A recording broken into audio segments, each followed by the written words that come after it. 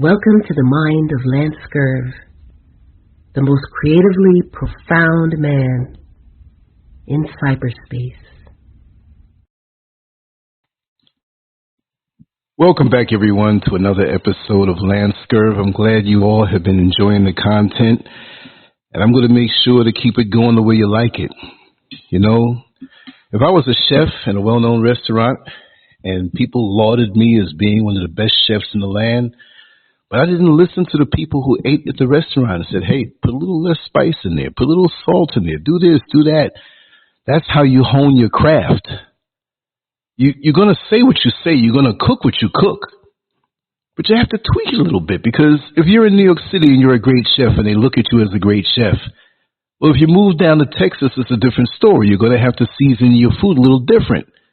If you go to the Midwest or California, you go to Jamaica, you go to Mexico, you go to Italy, you got to kind of make it something that they like, but they still love the original. And so that's why I always promise to be true to form and always be authentic and shoot from the hip. Now, you know, we got to take care of the business, and the business is reading out the facts of what my research has shown me. Flash Mel, welcome on in. Indigo King 1111. Welcome and much love to you, brother. Much love to you. You're always here. Flash Mel's always here. We have a few more people coming on in. And I've really been enjoying myself, really and truly. So let's see how this is going. We're going to be on Instagram. We're going to be on Rumble. So I'm waiting for those folks to file in, but I'm not going to start, or not going to not start because they're not here, because they can catch it on the replay. So I'm going to freestyle. We're going to talk a little crazy tonight, but I do have to get the facts out so that this information is useful. There's no use in speaking about spooks and hocus pocus and all this and all that where we can't break it down in a way that anybody can understand. So I'm going to say this. In recent decades, there has been a noticeable decline in the moral value of entertainment, particularly within the realm of American African entertainment. Notice I said American African, not African American, American African entertainment. What was once a platform for expression, unity, and positivity has devolved into a landscape rife with lyrics, imagery, and messages that are detrimental to the development and well-being of our youth. Not to sound corny, but it's the truth. You see what I mean? As we delve into the depths of this issue, it becomes evident that black music and entertainment have been weaponized, contributing to the erosion of values and the perpetration of destructive behaviors among our younger generations. I'm preaching to the crowd here. If you're part of this show, you already know. Anybody here in the chat room who will be in the chat room can get up here and say what I'm about to say. So I'm not putting myself out as some scholar. We've been saying this for the longest time. Even those who have been resisting the realization of what's going on with the music years ago, I don't think so. I just the way it is, just a generation. No. Once it turned in 1990, now we had some good songs in the 90s and the early 2000s and a sprinkling every now and then that they let go through. But from that point, somebody took over the music and weaponized it. And too many of us are willing minstrels and coons willing to delve into that whole realm to sell us out and change the minds of our youth. It's not just a generational thing. This has been going on too long. Scrooge Greedy, student, welcome on in. And I saw Reese here. Yes, S. Reese. I'm here and I'm glad to see that you're here. And you're right, student. The Caribbean music is equally nasty. There was a time way back in the day when Caribbean music was just beautiful. The ska and the reggae music, they turned it against us over there too. They talk about guns and sex and just, you know, I mean, it's all over for us. That's what they do. Let's go down the list and talk about these points briefly, and then we're going to freestyle. And remember, anytime anybody wants to come in, once I finish with these points, you can come on in. I'll drop the link in the chat room. We can talk about it. Number one, evolution of black entertainment. Historically, black entertainment was a beacon of hope, celebrating themes of love, unity, and resilience. However, over time, there has been a shift toward content that glorifies violence, substance abuse, and promiscuity. Number 2, impact on youth development. The proliferation of explicit lyrics and imagery in black music and entertainment has a profound impact on the impressionable minds of our youth. Instead of fostering positive growth, these messages promote destructive behaviors and hinder personal development. 3, normalization of negative behaviors. The normalization of criminal activities, promiscuity, and substance abuse in black entertainment desensitizes young audiences to the consequences. I'm going to say it again. The consequences of such behaviors. I need to say all that again. The normalization of criminal activities, normalization, promiscuity, and substance abuse in the black entertainment desensitizes young audiences to the consequences of such behaviors, leading to a cycle of replication and perpetration. Number 4, influence on social behavior. Black music and entertainment play a significant role in shaping social norms and behaviors within the community. These are facts. The glorification of violence and materialism perpetrates a culture of aggression and material excess, further exacerbating societal issues. Number 5, exploitation of women. This is very important. You better listen to this. Female artists in black entertainment are often objectified and portrayed as mere objects of pleasure, perpetrating harmful stereotypes and undermining the dignity and respect of black women. Perpetrating harmful stereotypes and undermining the dignity and respect of black women. I got to come back to that. Number 6, impact on mental health. Exposure to explicit content in black music and entertainment can have detrimental effects on the mental health of young listeners, contributing to issues such as depression, anxiety, and low self-esteem. Number 7, contribution to the school to prison pipeline. The glorification of criminal activities and disregard for authority in black entertainment perpetuates a culture of defiance and rebellion, increasing the likelihood of involvement in criminal behavior and contributing to the school to prison pipeline, which is very much a real thing. We hear this with it's very much a real thing. This is what they want. Like Dame Dash said, this is why schools, public schools, resemble prisons. The ugly paint jobs, the bells going off for you to go to the next period. They're training them. They're not teaching them anything of note. History is a lie. They should be outside in the sun learning something that they can use in real life. Isn't it something how with our black children, nobody teaches them about money and how they look. Let me just finish these points because we're going to zoom off on this in freestyle. I'm going to step on some toes tonight too. Number 8, desensitization to violence. Oh, desensitization. I'm sorry. I'm skipping over this. I'm so excited. I'm getting all ebonic with it. The prevalence of violent imagery and themes in black music and entertainment desensitizes audiences, particularly young listeners, to the seriousness and consequences of violence, leading to a culture of apathy and indifference.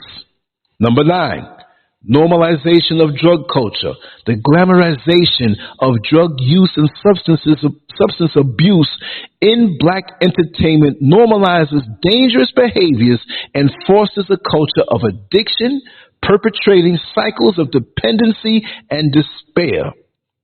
Number 10, erosion of family values.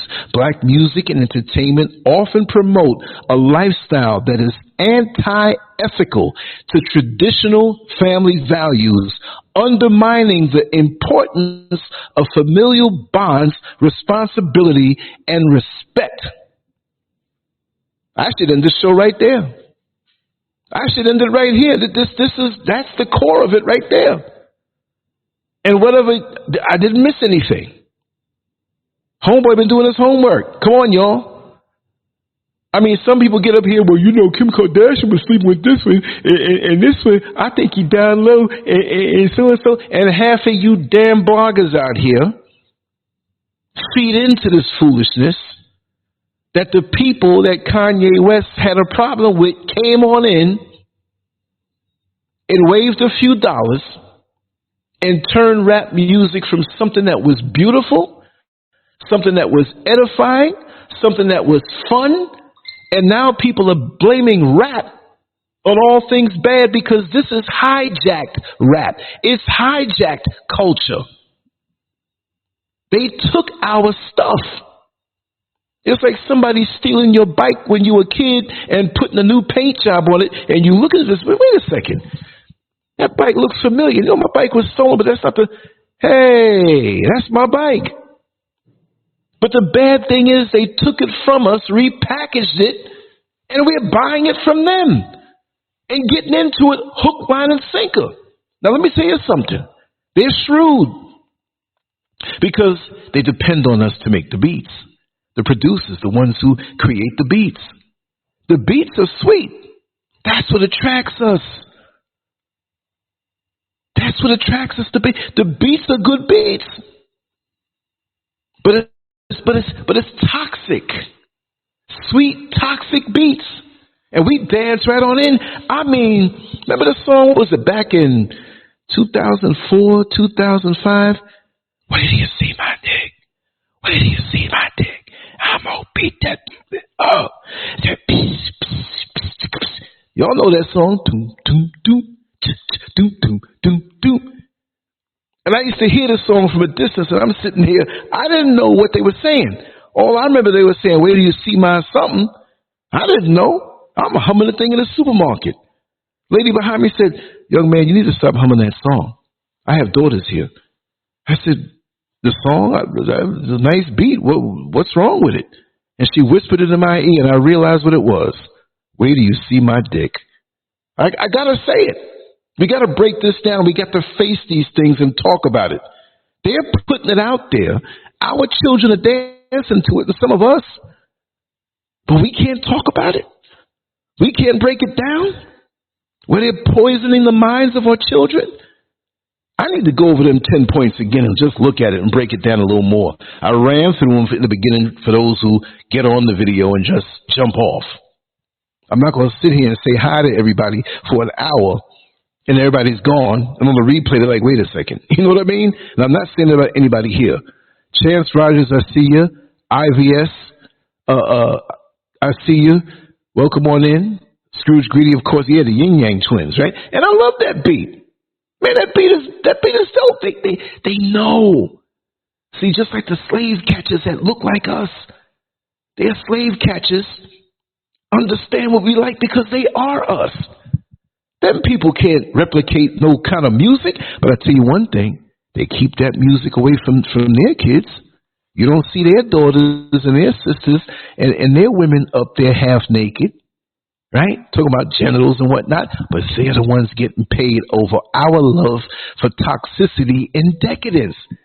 You know, you gotta admit, like Minister Farrakhan said, they are wickedly brilliant. He said that about old Adolf, right? I'm not gonna say the last name, you know who it is. That he's wickedly brilliant. He knew how to get the minds of the people where they are, tell them what they needed, and swing it around to something else. And so that's what they do with us. They studied us. And not to get off topic about those people, and you know who I'm talking about, I got to find the phone number, and I hope this brother is still with us. I believe he told me he was in his mid-70s, and he has a collection of how much now? I think it was 70,000 original books. And we had a long conversation. We planned to go into the show. The phone that I had got all messed up, and I was hoping for him to call me back, but it never happened. But this is one thing he told me. He says, Lance, I'm going to leave this with you. You know, back in the day, we had first editions of some very powerful books that were written by us and others. And then people, somehow, some way, purchased the rights to the books. I don't know how that works. Maybe somebody here can help me in the future or now. But they purchased or bought the books or bought up all the books, number one, and somehow legally came out with a second edition. And the second edition of these books were watered down with some of the information that was powerful taken out. That's evil. And he has the originals. And I got to go, look, I got to find somehow, some way this brother. I know he's in Georgia. I know he was in his mid-70s a couple of years ago, but his mind was sharp. And he told me the real nitty-gritty. From back in the 1800s coming on up, 1920s, 1930s, they had some dope books out there that were powerful, that told you the real deal about religion, about us, about practical things, about things with health. We lost so much because of these damn people. I'm supposed to say I love them when they look out for themselves? And look, it's hard for me to love many of those who look like me, who are determined to be damn stupid. Determined to be stupid, like pigs in the mud. I told you, I'm not letting up. I don't care who don't like it, who want to thumb it down, who want to unsubscribe.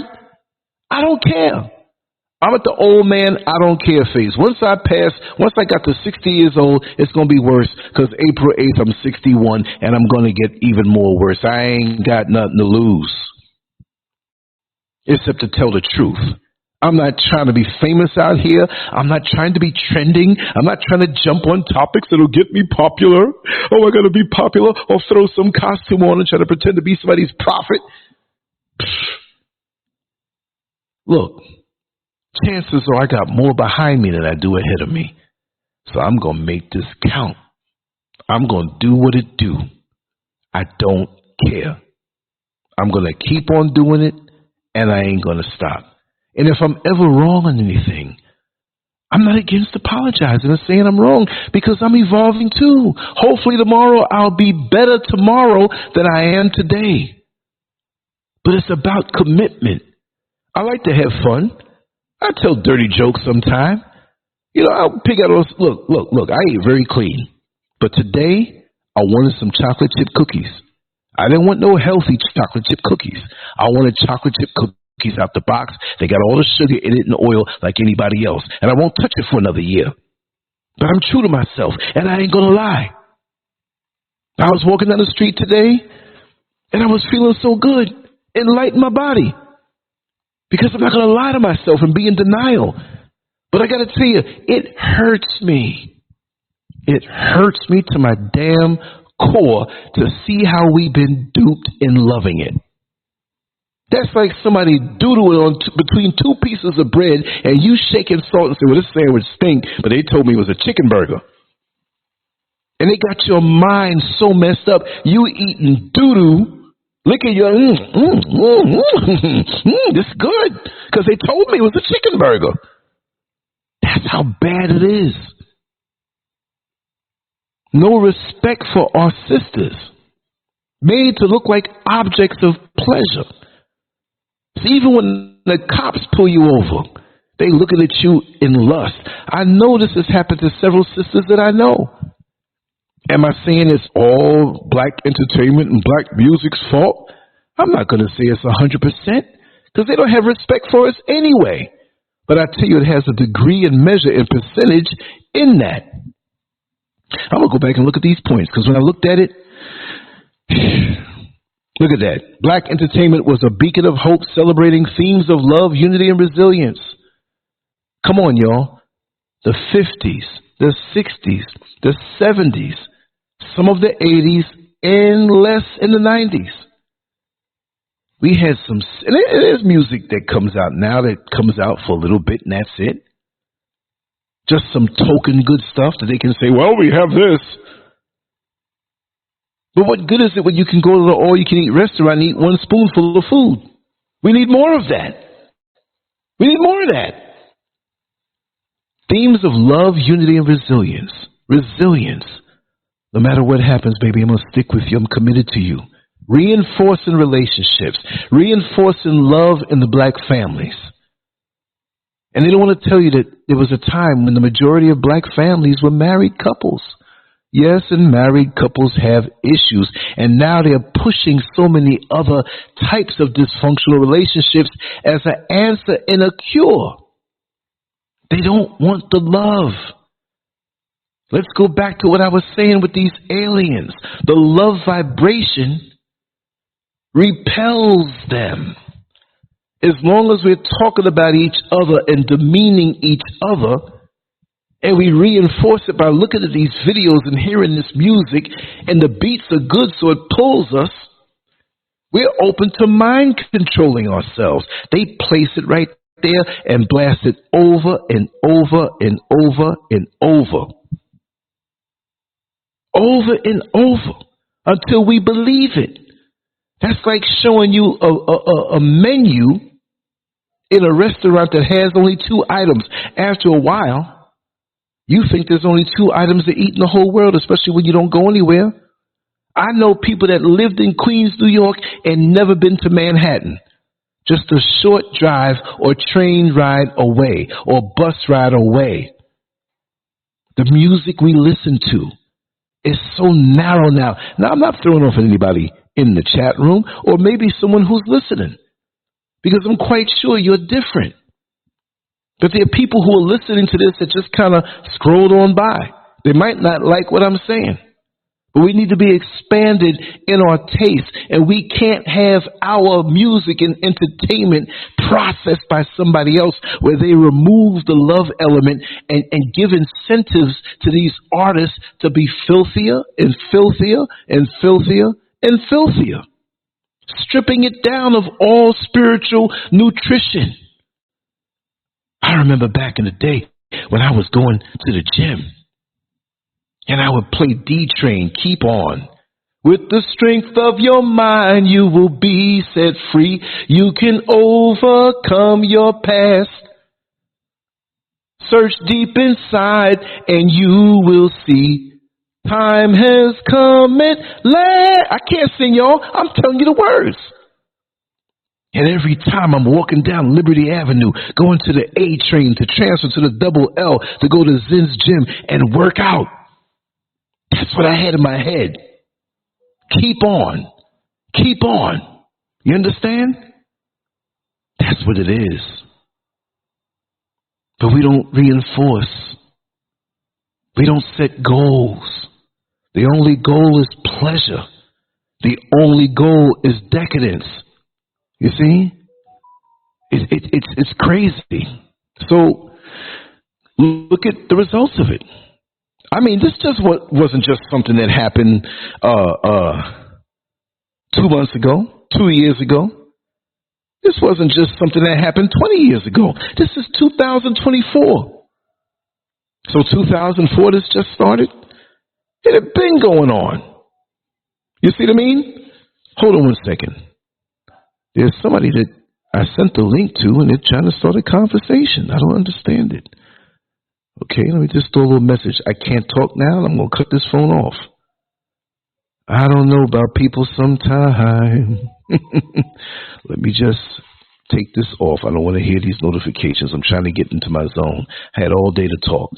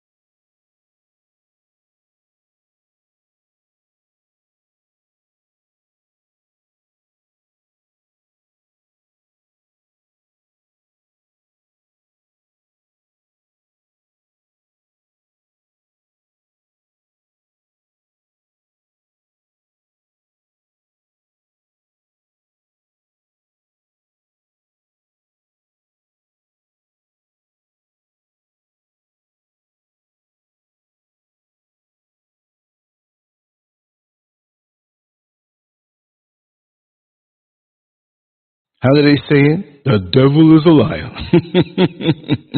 I got to say, I did it to myself. I'm actually streaming through my phone. And when I knocked the phone off, I forgot it wasn't on my other module, so I did that to myself. Yeah, no, that wasn't anybody else. It was me. I did it to myself, trying to stay away from the sounds of the phone. I knocked it off. I knocked my own self off because I'm used to using another module, but that seems not to be working. So I started doing this to my phone, which is much better. So thank you for waiting. I'm back. Let me know if you can hear the sound. Let me know if you can hear the sound. It seems like you can hear me. Peaceful Pulley, welcome on in. Okay, let me see if you can hear the sound. Let me know, somebody, if you can hear the sound. Seems like everything is going through good over here. Okay, Indigo King, thank you so much. Let me get back into my zone. Let me just check Instagram and see if the sound is back over there. Okay. Garrison Gallery. Big Doe. I haven't been even looking over here on the Instagram. The sound went out for a second because I'm streaming through my phone. Remember, I'm out here in West Africa, in Ghana. Yes, there's so many names over here for me to acknowledge right now. I just want to keep on flowing, and I'll do that toward the end of the show. But I want to go back on some of these points. In the beginning, I read down a list, but I want to go back so I can just kind of get back into it. But the music back in the 70s, the time is right, you hold me tight. I can't sing, y'all, but I'm a good singer in the shower. But those songs brought us together. Not like today where it's conflict. Conflict. Pitting one against the other. The black man against the black woman. The decadent thing. Look, I sound like an old geezer. You see what I mean? I know I'm not, even though I'm 60 years old. I sound like an old geezer complaining about the young folk. This is nowhere near in comparison. Because it was a gradual thing. And I saw it from when it started to happen, from its inception. I was like, wait a second. This is a bit much. You know, even when I was much younger and things were turning over, I'm like, oh man, look at that woman over there. Wait a second. Why do they put our women out there like playthings? And then some of us men begin to see our sisters like that. You do what you do behind closed doors. Have fun, be freaky, but have respect for each other. But that stuff is not made for the general public, for the children to see. Big shout out to Gadsden Gallery on Instagram. Follow her, please. She's family to me. We go back to the 70s. We go back to junior high school, right? And she remembers a time when things were different. And one day I want to have a conversation with you, sister, online about your artwork and the great things that you're doing. And I know you're doing so much more. But those things are to be applauded, the things that we do. But then they'll look over her, a decent, upstanding sister doing great things, but they'll put a Cardi B up as the epitome of what a woman should be. And my sister, Gadsden Gallery, is the epitome.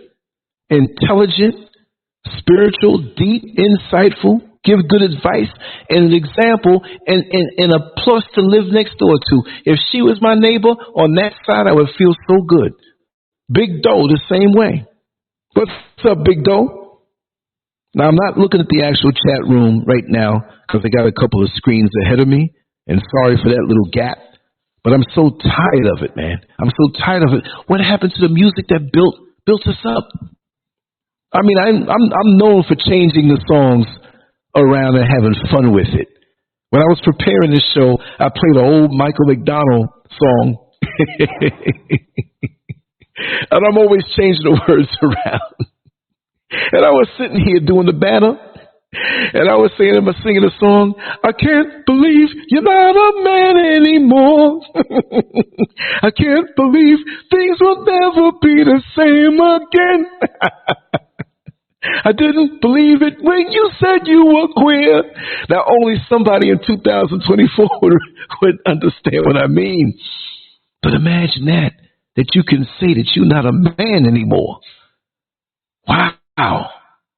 And you want to turn yourself around now. And we got Lil Nas X, and we have the basketball player there. I keep forgetting his name because he's He's insignificant to me because he's not bringing good energy, and his actress wife encouraging an underage son to be a woman.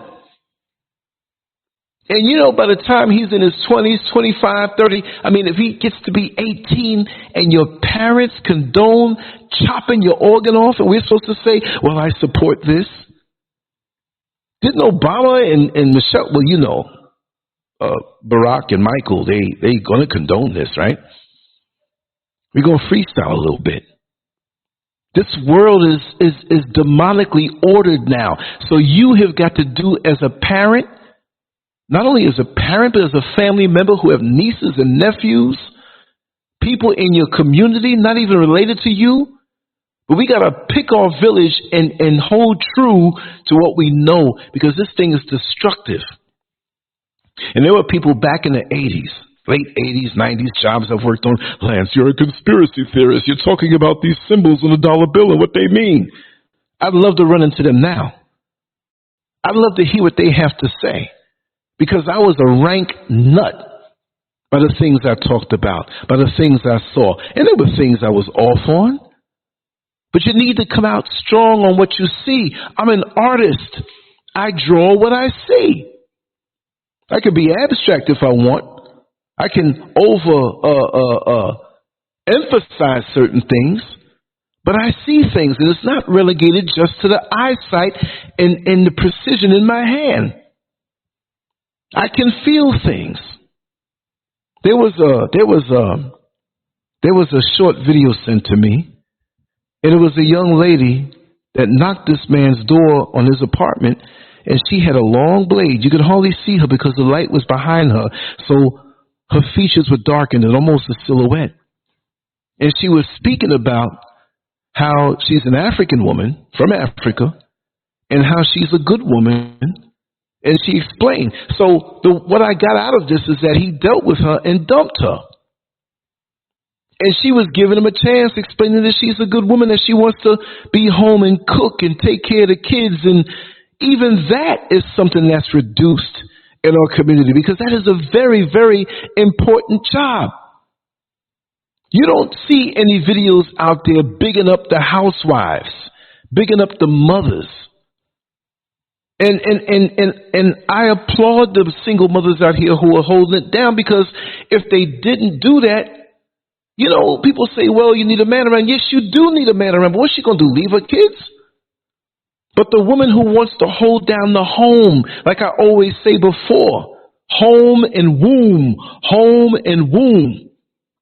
they sound the same for a reason.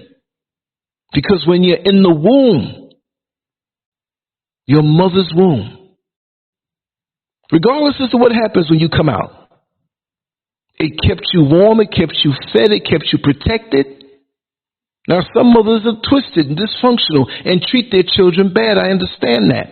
But in your home as an adult, you control those factors for your children, even for just yourself. Even if you're by yourself, even if you're single and by yourself, you control what goes on in your home, and you make it a home. But what about the women? We got brothers out there who are holding it down that way, right? Maybe you're married to a career woman and you have a job that is outside also, but it's not pulling in as much. So you go ahead in your contract and you do what you have to do. These things are not promoted in the music and the entertainment. They're scoffed at. They're looked down on. It's corny. Girl, I can never be a housewife because I got to have my career. Who's stopping you? But like the suit where the thread is coming out, it's unraveling. And we unknowingly pull the thread out because we think it looks ugly, hanging. But the bit of it that's in the suit or in the dress or the outfit is holding the outfit together. And we keep pulling it out because society says that thread of homemaking is ugly. But then our children are not as rooted as they should be. Latchkey kids. Kids sometime that when there's no man around and no commitment around, And the mother feels she got to do what she got to do to pull the money in to pay for the bills. They're in their room with the door cracked, seeing different men go into the bedroom. And see, we can't just say it's the young ones anymore. Because say, for example, when hip-hop changed over around the 1990s and early 90s, when they brought in gangster rap, strong. If the police coming straight from the underground, a young nigga got it bad 'cause I'm brown. Okay. In 1989, I was beat down by 11 police officers on 89th Avenue and Parsons Boulevard for no reason other than driving a brand new car. So I identified with that song, right? But the bottom line, I had many good friends of mine that were police, so it wasn't something I took to heart. But it expressed what I felt, but I knew it was just fantasy because the core of me was not evil toward anybody, even when evil was done to me. I'm going to preserve myself. If you put your hands on me, I'm going to wipe you off the face of the earth if that's your intent. But I'm gentle. I'm soft. I ain't thinking that way until you ruffle my feathers. But I was so hurt and mentally traumatized by that more than anybody else. I could have been looking to do something that I shouldn't have done. And I was positioned 3 or 4 times to do that. And I'm not too fond of those memories in my time. But if I didn't have the basic persona and the upbringing, I would have been pushed over the edge. And I wouldn't be free now, sitting up on a roof with something ready to point it at somebody when they drove through. But they didn't drive through. That was a dark chapter in my life, and it messed me up. It messed up my mind. There's still remnants of that in me.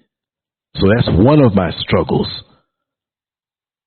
But kudos to the good police officers out there. I know some personally that even come in this chat room. I won't reveal who they are. But I love them very much, and I'll catch a bullet for them because I know them from young, long before that. I wasn't easily influenced that way. I could have done a lot of things coming up. Coming up as a teenager. Crack in 1983, as far as I know, is when it hit. 83, 84. Maybe a little earlier than that. I was in the gym. I took care of myself.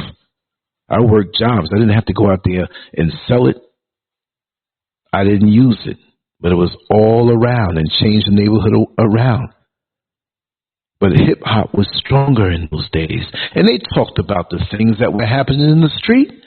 Like Chuck D said, rap music is the CNN of the hood, is the CNN of the black neighborhood. It doesn't mean all hoods are just black people or black people just live in hoods. No. But we know what he meant by that. And some people did not like that. And they learned to turn the beats against us. The beats we love so much, somebody studied us. It's the same way they attack us on a biochemical level with the foods that we eat. How come there's certain bags of potato chips and cheese doodles and corn chips and sugary cereals that you'll only see in our neighborhoods? It's a proven fact that if we don't live in a food desert and don't have a car to get quality food, what are we going to do? Dollar General? Family Dollar? Listen. I've been out of America. This September will make 4 years. I have not forgotten what it's like. It'll take a long time because that is at my core. I am saturated with the tricks and realities of living in America. And I'm just so sad that so many of us have not caught on yet. Do you see these music awards? The filth and decadence? Sometimes I wish the roof would fall in on some of them people who are there. Because what is it going to be 10 years from now? Hell, what is it going to be 5 years from now? You got Lil Nas X, a young black man who says he's gay. He might not be gay, but he better be gay for the stage lights. Twerking on Satan.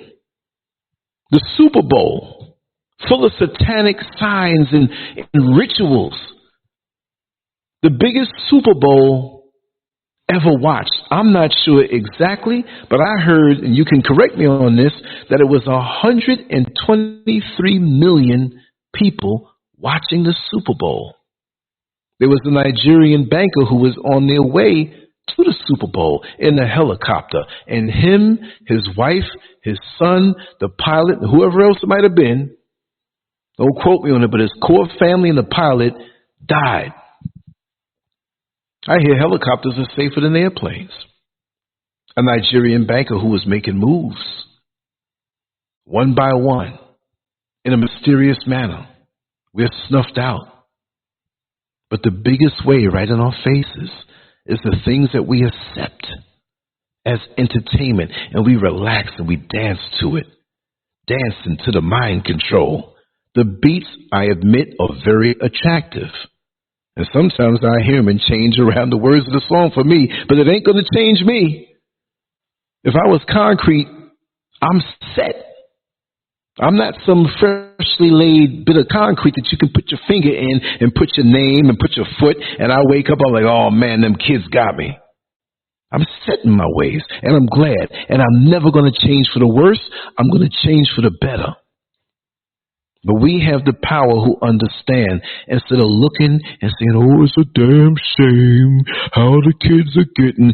Go to the source and stop being afraid to call out the people who dangle this money and promote this stuff, but we scared to do it. I can only say so much, not out of fear, but I've been doing this, and you got sense, and you know what I'm saying. That's why they want to get rid of me off of YouTube. I don't hate nobody, but I don't love anybody who's trying to destroy me. I don't love a people who's trying to destroy me and profit off of it too. I don't love the people who look like me, who are like that student in class that got the answer and wants the teacher to call him, ooh. What happened to that kind of pride? We're not even in school doing that. Now we, please give me a contract. I'll do something nastier. I'll do whatever you want. I'll be a coon. I'll be a Mr. Bojangles and tap dance for you, whatever's needed. And you don't think they discuss this stuff behind closed doors and instruct you what to do? There's too many videos and too many artists that are saying that there's satanic things going on in the music industry, and we want to turn our head.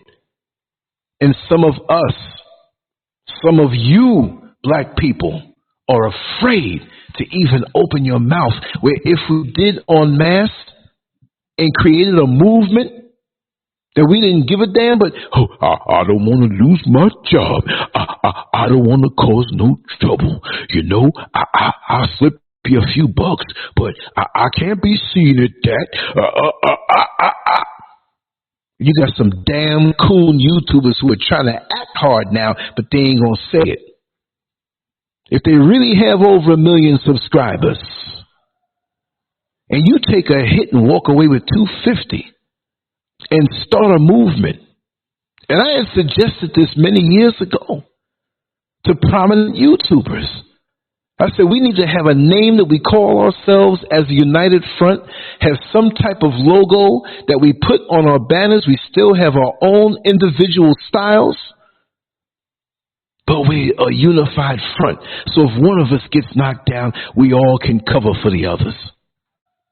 But nobody wanted to risk their bag. I can't lose this money. So you're whores for the dollar. They're methodically picking us off like a sniper from the rooftop. And you know who the sniper is, and you know what rooftop they're on, and you're afraid to walk up on that roof and sneak up from behind them and grab their ankles while they try to shoot us up and throw them off the top of the building. They're killing us en masse, and you're afraid to call them out because you don't want to lose no money. Half of you Negroes, or may I say it, half of you niggas are nothing but damn whores. You can't use that word. You can't. Look, how can I not use a word when half of y'all are acting like niggas? It's only a word to describe what you're doing. If you stop acting like niggas, the word wouldn't have no strength. If every time I see you and you, oh my God, Lance got morning breath, his underarms stink, I don't think he'd be wiping his ass for 2 weeks. I can't get mad at you if it's true. Well, I expect you to be in denial, want to hug me and I got doo-doo and morning breath and stinking under my arms. The best way to take care of it is to bathe and indulge in proper hygiene and get my mouth right. Then I don't have to worry about it. But you mad when somebody calls you out as a punk. And we got these people professing this religion and belief in the higher power. What higher power? All you can do is say, I'm blessed and highly favored, while your people are getting killed through this music. We're talking about music today. I mean, we can talk about the drugs. We can talk about social justice and justice in the court system. We know we talked about that one last night, right? Or the day before. I'm going to breathe down on y'all because it all comes around to the same pool. It's like a highway. You can get on the highway on the east side, on the west side, on the north, and the south. But eventually you get to the same road. You can go to Texas from New York. You can go to Texas from California. You can go to Texas from Chicago. The directions look different, but the destination is the same. All I got to say is, what is wrong with y'all? These are children. They don't know nothing about what's taught in school, and I don't blame them because they're not teaching us anything of substance. That's why the people that Kanye West got a problem with, they run their stuff airtight. I don't even think half of them get on Facebook and Twitter and Instagram. Man, I never saw so many backsides until I'm on Instagram and TikTok. And why do they call it TikTok? What does TikTok mean? Tick-tock, tick-tock. That's a clock. And that means time is moving on. Tick-tock, tick-tock. We out of shape, but if you're right-handed, the thumb on your right hand is muscular from all the thumbing up that you do and scrolling up on the phone. We sleep with our phones more than we sleep with a spouse. A lot of us don't even have a partner, but we're all over the phone. Sometimes we feel hot on our back, some heat on our back. Oh, damn, I'm sleeping on the phone. And what does that do to your body? We know what it does to your mind. It separates you from the sun. It separates you from being in sync with nature.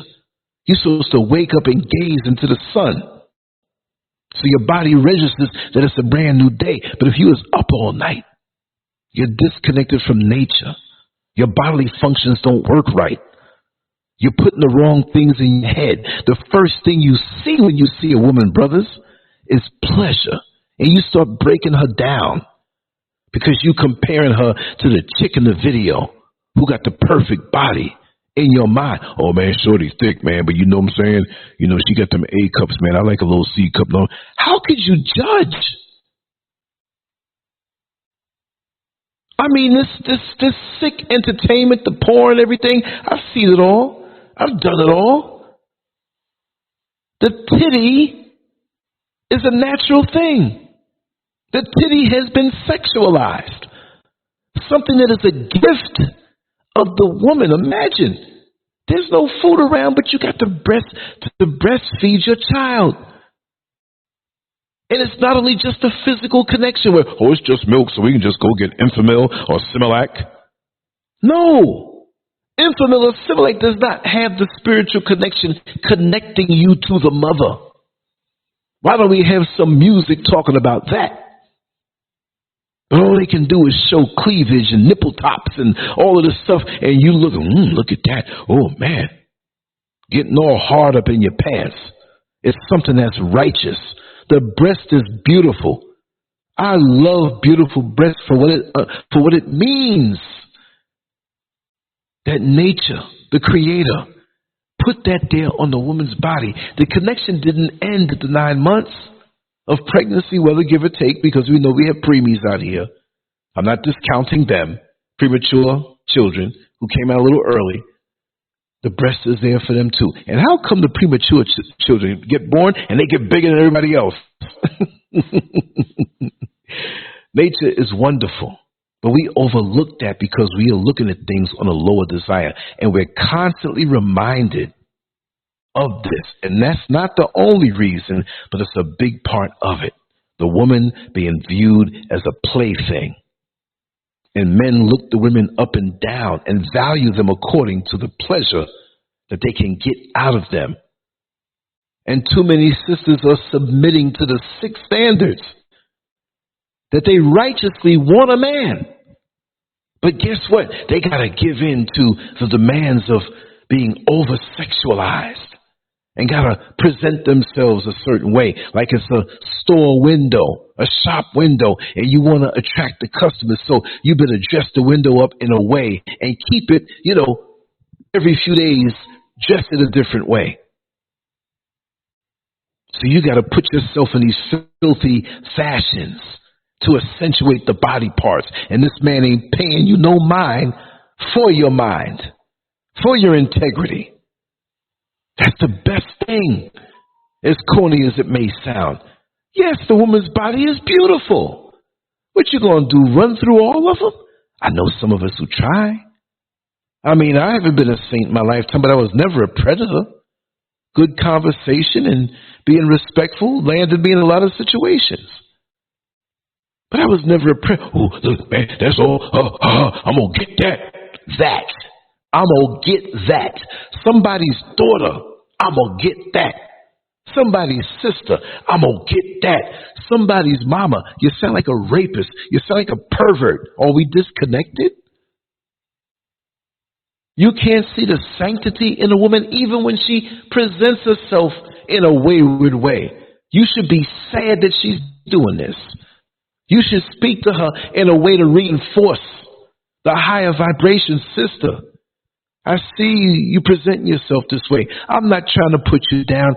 I understand that you may be in a place in your mind right now.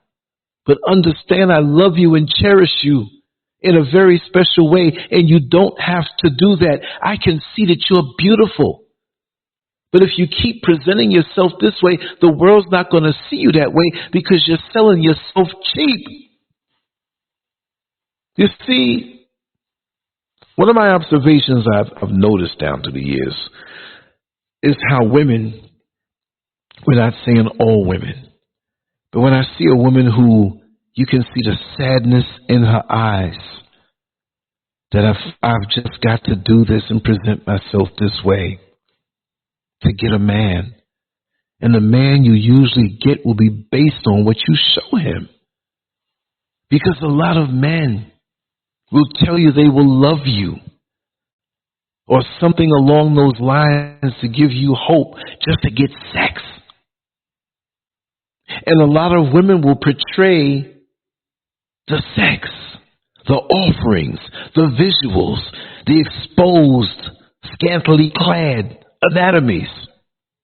Because deep down in their hearts, they want love and they want to be loved. Now see, here's the thing with a lot of guys, and I was speaking this conversation with a young lady out here in Ghana, Africa. And she was saying it's the same way out here. You have these conservative guys that act like they don't go after the faster women or the ones who are portraying themselves to be easily available on a use me for pleasure type of basis. And they'll go after those women, and when they get them not just sexually, but even win them over in a relationship, now they want them to cover up. They don't want them to go to the places where they met them before. So we are screwed up. And this music and entertainment is not going to straighten us out. It's going to bring us down lower and lower. And you don't see anybody else of any other race seeing this and talking about it and say, man, we got to help them come back. They don't give a damn about us. Half of us don't give a damn about us. Let me just take a sip of this tea. My mouth is getting dry. That means I'm doing something. Give me 10 seconds, y'all. I got to get the music. Doom, doom, doom, doom, doom, doom, doom, doom, doom, doom, doom, doom. Give me a second.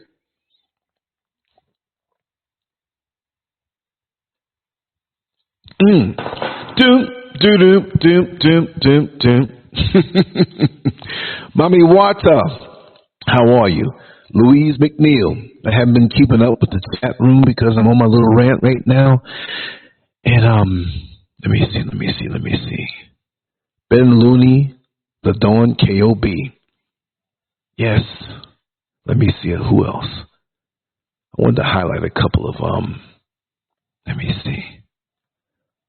see this comment. So melanated Africans are bad for working at a job and trying to build something for black community or black families, also single ones. No, I didn't say that. Patrima Gilbert, how are you? Seriously Red. Oh wow. You said thanks for the service. Hey, I'm a military person by nature, never been in the military, but I thank you for saying that because I take it in that way. I'm very disciplined. One thing I'll say, there are very few military people who are more disciplined than me. That's a challenge. You mean I'm a Marine? You can't outdo it. You never know. You never know. You never know. I know I'm disciplined. I don't play. I'm committed. I've been disciplined all my life. The only time I haven't been disciplined when I didn't want to be disciplined. You know, thank you, Patrima. Thank you.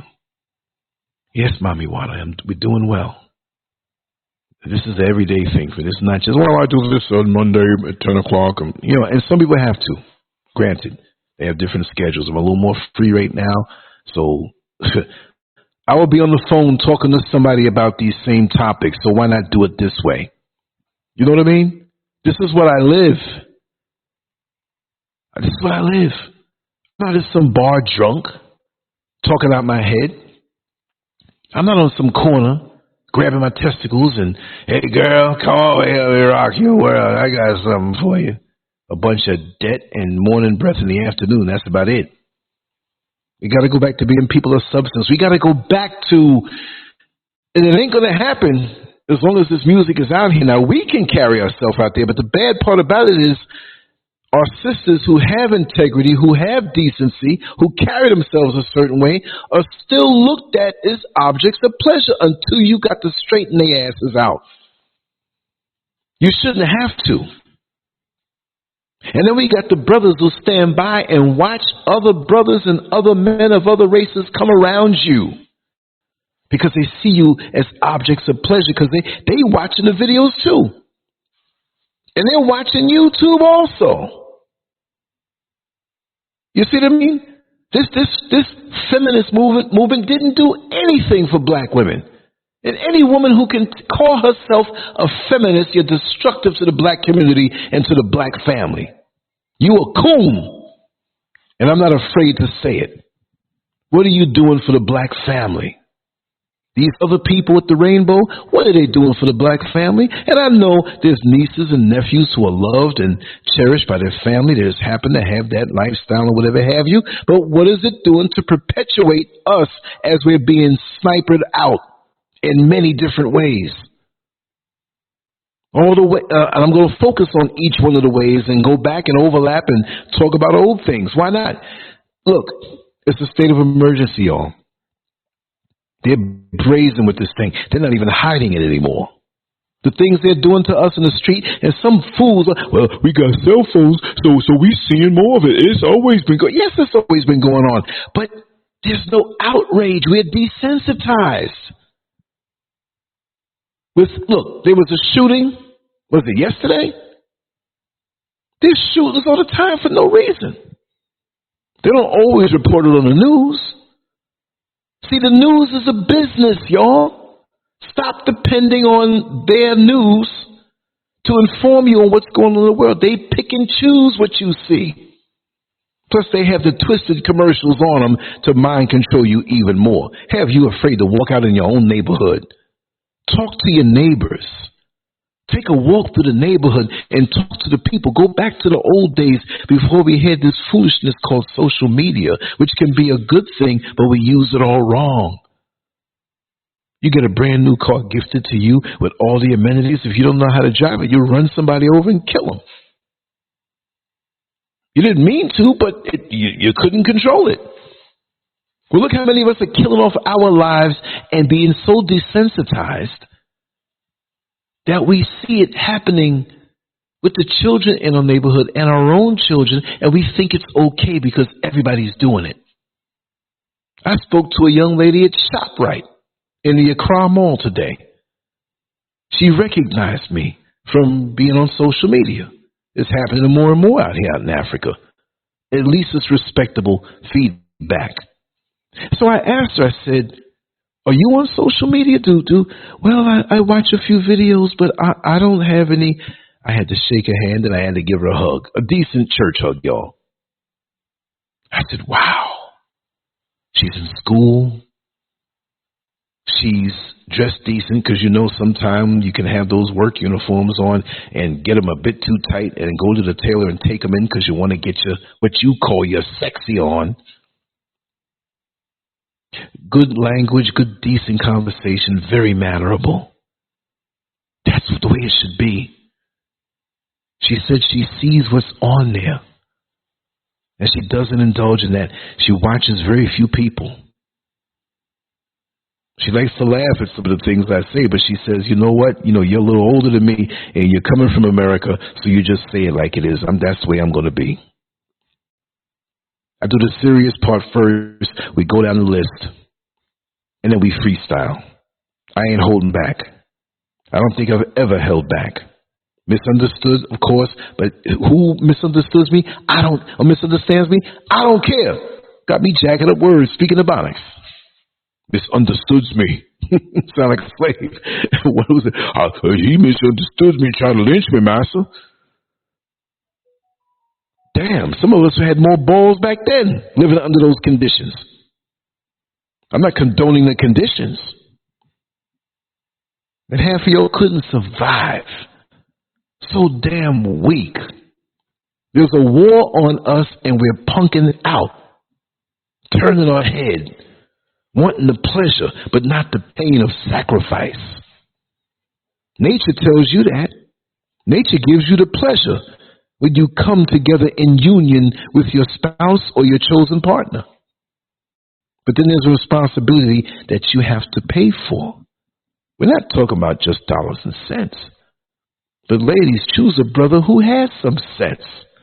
It's better to have wisdom and sense than have a whole lot of money and have a baby for a fool. Because he can have a whole lot of money and leave you dry. But it's okay because we are desensitized. Because in the music videos, this is what we see. Remember Cheryl Pepsi Riley? She turned around a negative situation and it was good for the sisters when she had the song, Thanks for My Child.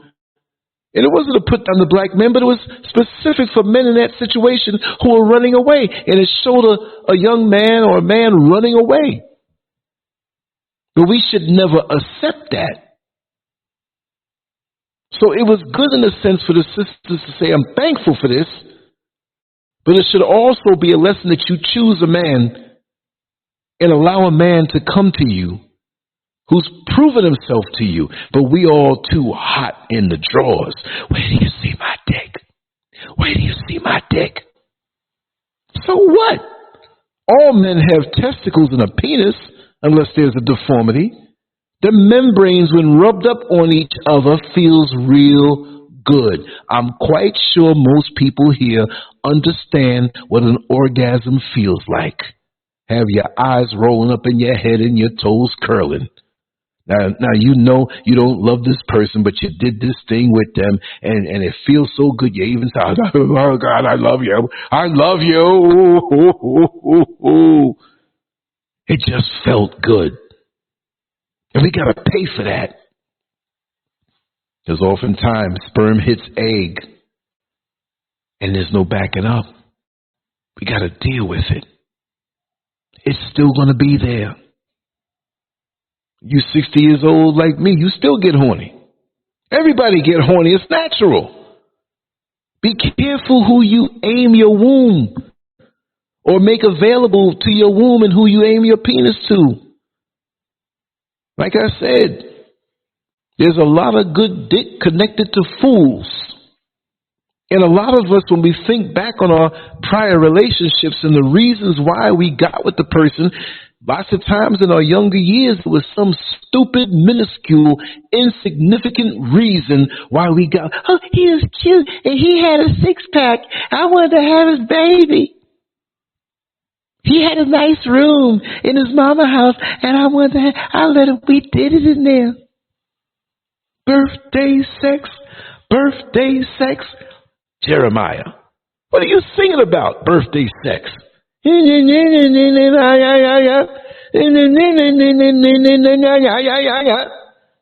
Birthday sex?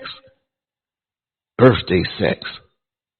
A lot of young girls out there on their birthday, or when the man has, or your boy has a birthday, now you promise you gonna give him some. You playing a dangerous game, following behind these damn videos. Impact on youth development.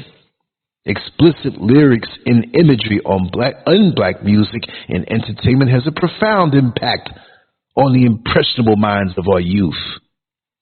Instead of fostering positive growth, these messages promote destructive behaviors and hinder personal development. Things you should be focusing on.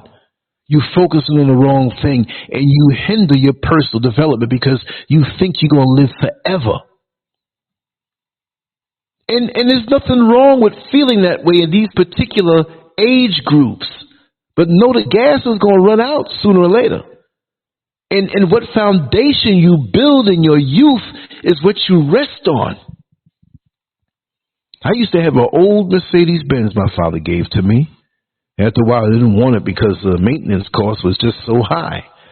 And there was one man on Jamaica Avenue. Oh, what street was that? Like 190-something street, 180-something street. He may not be with us anymore. But it was a Korean man named Mr. Young. Mr. Young. And I look for brothers that can do the work, but a lot of them would sit your car down on the lot for 6 weeks, and you call them, oh, I'll have it ready tomorrow. And that went on for another month, and I couldn't have that, especially the kind of money I was spending at that young age. So Mr. Young, I got to like him. Because he was a man who had traditional values. Forget the race. Because you see, it's about the substance. And I'm all for my race. But I'm not going to give you a card or a pass when you into the decadence. I can't do it. And I won't do it. Oh, he black, so you know I'm going to give him. No, I'm not. You go around as a pedophile and you black, I'm going to wish for the death penalty for you too. Destroying a young girl. You deserve that and nothing less. But Mr. Young, he said, I have my children young.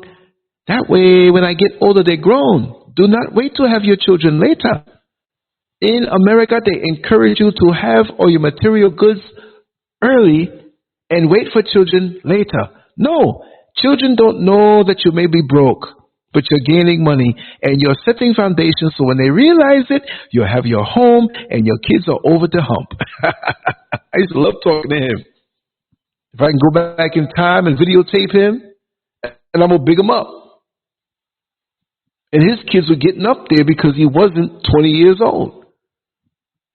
But a lot of people have these values that we lost. We had the values. And of course, there's nothing new under the sun. But the music was a lot different.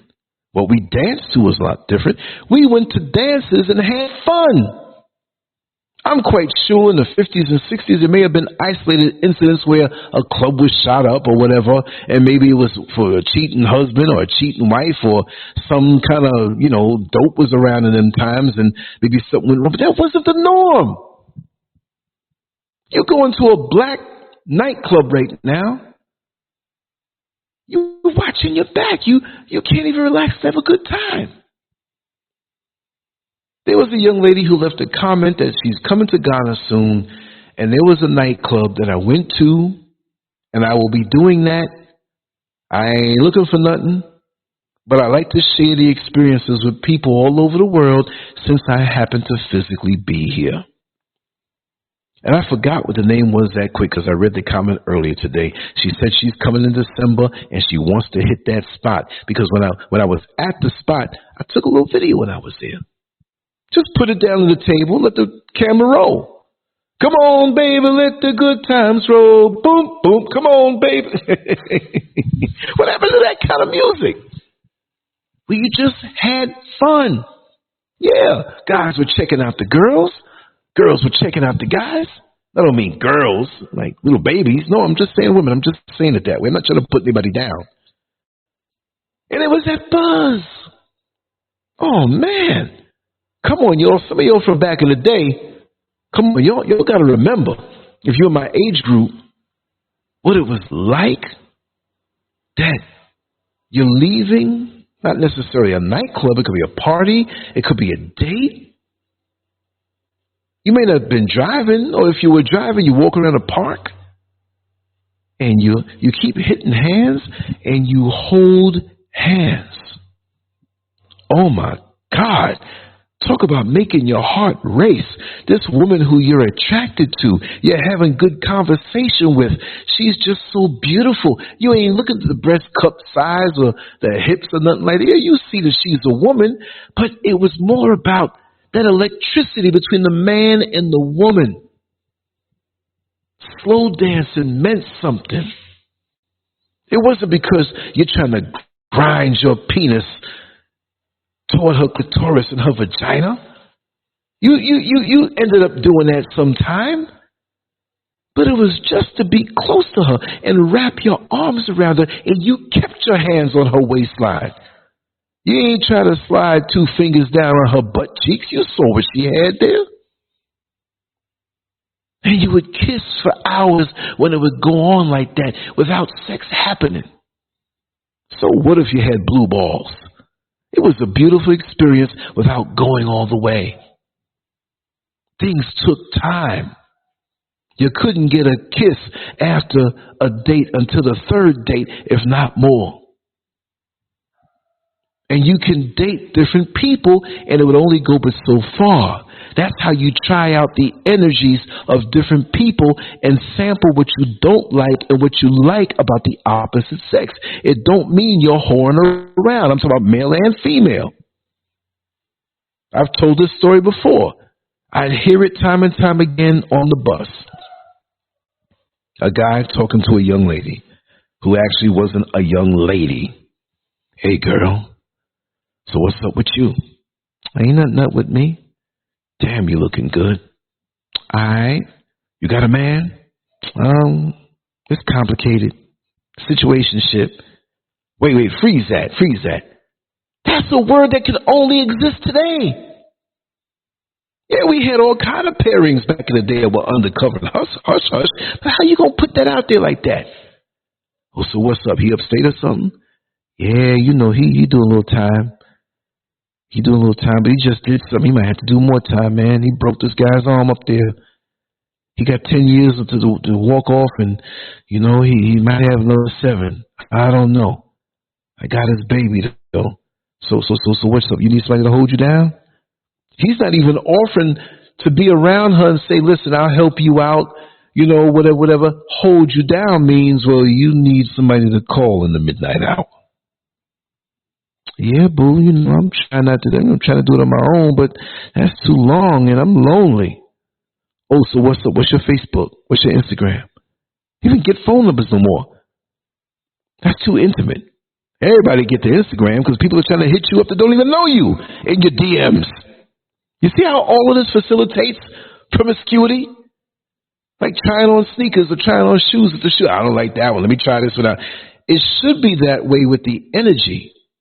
But it shouldn't be that way with passing out your genitals like the Chinese man in the food court in the mall giving you a toothpick with some sesame chicken on it. I'm going to sample my clit out.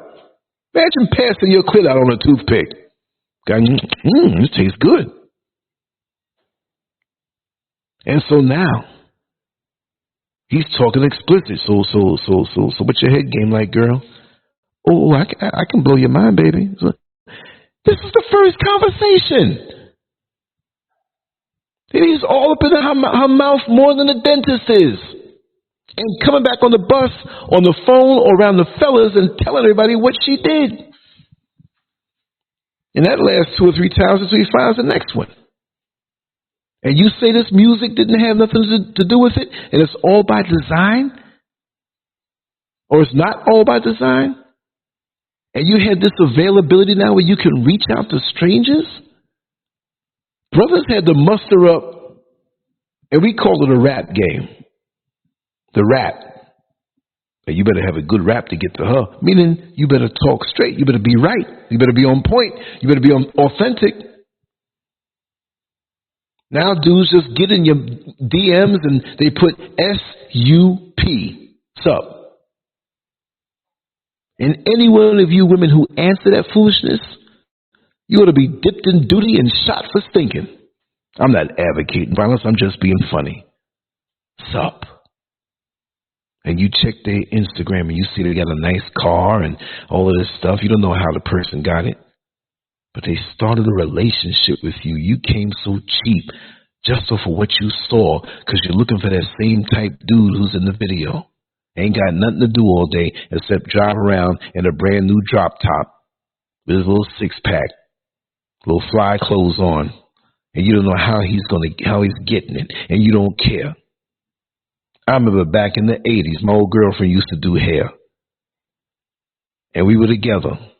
She was living with me, and I took one of the rooms in the back and turned it into a small beauty parlor because on the holidays, when the beauty parlor, whatever closed, she'd bring home some of the customers and do all these weaves, and you had these drug queens doing these weaves for $500, $600, $700, $800.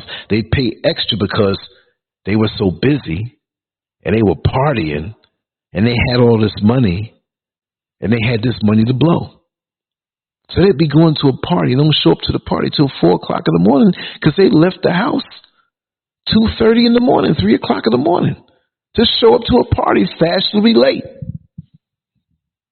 I remember some of the names of these young ladies and how they lived, and I often wonder where they are now. They are older now.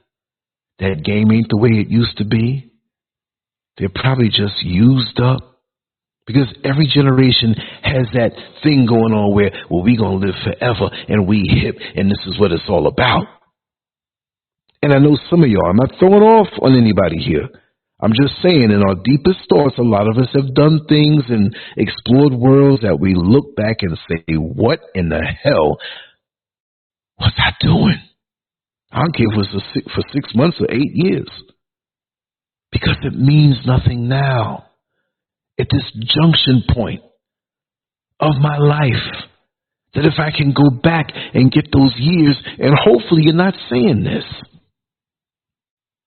because this world, the way it is, the engineered, man-made, satanic, seductive world will pull you in a little bit. You'll feel the heat of it.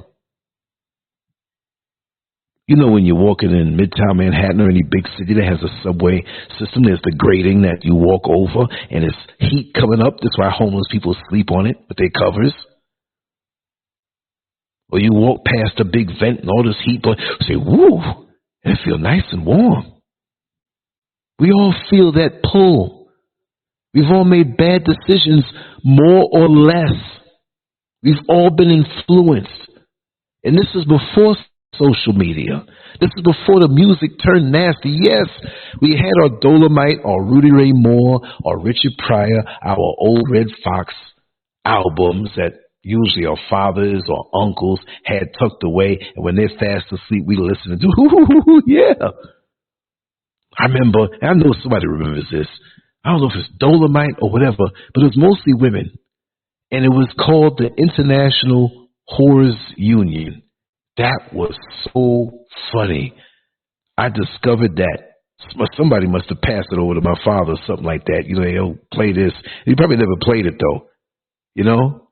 Because it wasn't like he collected records like that. He had old Jamaican stuff or whatever have you. But I found it. And so me, Carlos, my friend Angelo, we'd be in my basement playing it real low. I remember one of the tunes on there, doom, doom, doom, doom, doom, doom, doom, doom, doom, doom, and it was a bunch of prostitutes they were having this union to protect themselves from the Johns, who were the guys that's a slang word for the guys who were buying the prostitutes, Johns or tricks or whatever. And I remember that they had this woman who had this very assertive voice, but she was talking some nasty stuff, but she was very intelligent with it, and it was so witty, and her delivery was so funny. And one of the lines, and I'm going to say the line now, I'm not being disrespectful to women, we're being real, I'm telling you what it is, because this lady in the background, judging in the conversation, interrupted, she said, ha ha, that's right, honey, because I'm going to F so hard till I lose a titty. Oh, man, that was so funny. That was because you got to hear the whole album, right? But even then, we knew that this was not real. This was nothing nobody wanted to emulate. If women heard it, they may have laughed at it too, but they take this thing so serious because we look at these music videos and look how it influences the young girls and some of us who are older. When I say us, I'm not including myself with women, even us as men. You know the power of the visual, the power of a movie? I've said this before. Everybody wanted to be Bruce Lee after the Bruce Lee movie came out in the 70s. Everybody kicking and taking their mother's broomsticks and cutting it in half and cutting it about a foot and a half maybe, and making nunchucks and getting that chain and screwing it in on both sides. Whoosh, whoosh, kicking in fences and kicking everybody. Then Rocky came out. Everybody wanted to be a boxer. Of course, Muhammad Ali was out talking. I was out there with my boxing gloves in the street. We'd walk around the street in different neighborhoods and challenge different people. It was fun. But that's the power of this thing. Girls in their bedrooms practicing how to whine. Young girls and us as adults. Go ahead, girl. Go ahead. Get it, girl. Get it, girl. And the girl 4 or 5 years old, learning how to undulate. And you got these men out here who are, yeah, go get it. But she ain't looking. I'm going to have my hands and other things all up on you. Sick men. That's all we can offer the world? Is our degradation? Is that the only meal of entertainment that we can consume? Is being cannibalistic on ourselves? Feasting on ourselves in the lowest vibration? While others delight that we're out of the race? We're not even a contender anymore. But they put up an Oprah and a Tyler Perry and a T.D. Jakes and a few whatever. Oh, yes, we're making it. We're making strides. And they have these black commercials that come on in February. Black History Month. Shortest month. Of course it's going to be the shortest month. They ain't investing. Even if it was all year right now. Let me tell you something. You know, have the people who say the righteous thing. Well, black history really is American history, and it should be all year long. It should be, but it won't make a difference with us because they roll out the same people to celebrate, but they don't really tell you the real history. How many of you all learned about Black Wall Street and the public schools that were run by the people that Kanye West had a problem with? Miss Drew Shell never told me. Miss Rubinow didn't tell me. Miss Finkelstein never told me. Mr. Gould never told me. And all kind of names like Goldstein and all these names. They never told us nothing. Because their job is to be there to keep control over our minds. And they pick the brightest of us to try to discourage us very subtly. Like Farrakhan said, Malcolm X said, they didn't want him to be a lawyer. They said, well, if you're a carpenter, you'll be able to, and there's nothing wrong with being a carpenter. We need people to build our homes and repair things. But they only want us in those positions. They don't want us in a position of being a mover and a shaker and a thinker in our communities. They don't want that. This is why when you go to the bank in your neighborhoods, you see nothing but Indians up in there from India. Come on. Half of y'all go to the doctor in the hospital if you go to the hospital and you got to see Dr. Patel. There's always a Patel in the dang one hospital. What happened to us? What happened to the ones that look like us? You go to the banks, you go to the hospitals. The people who are building the homes, they don't look like us anymore.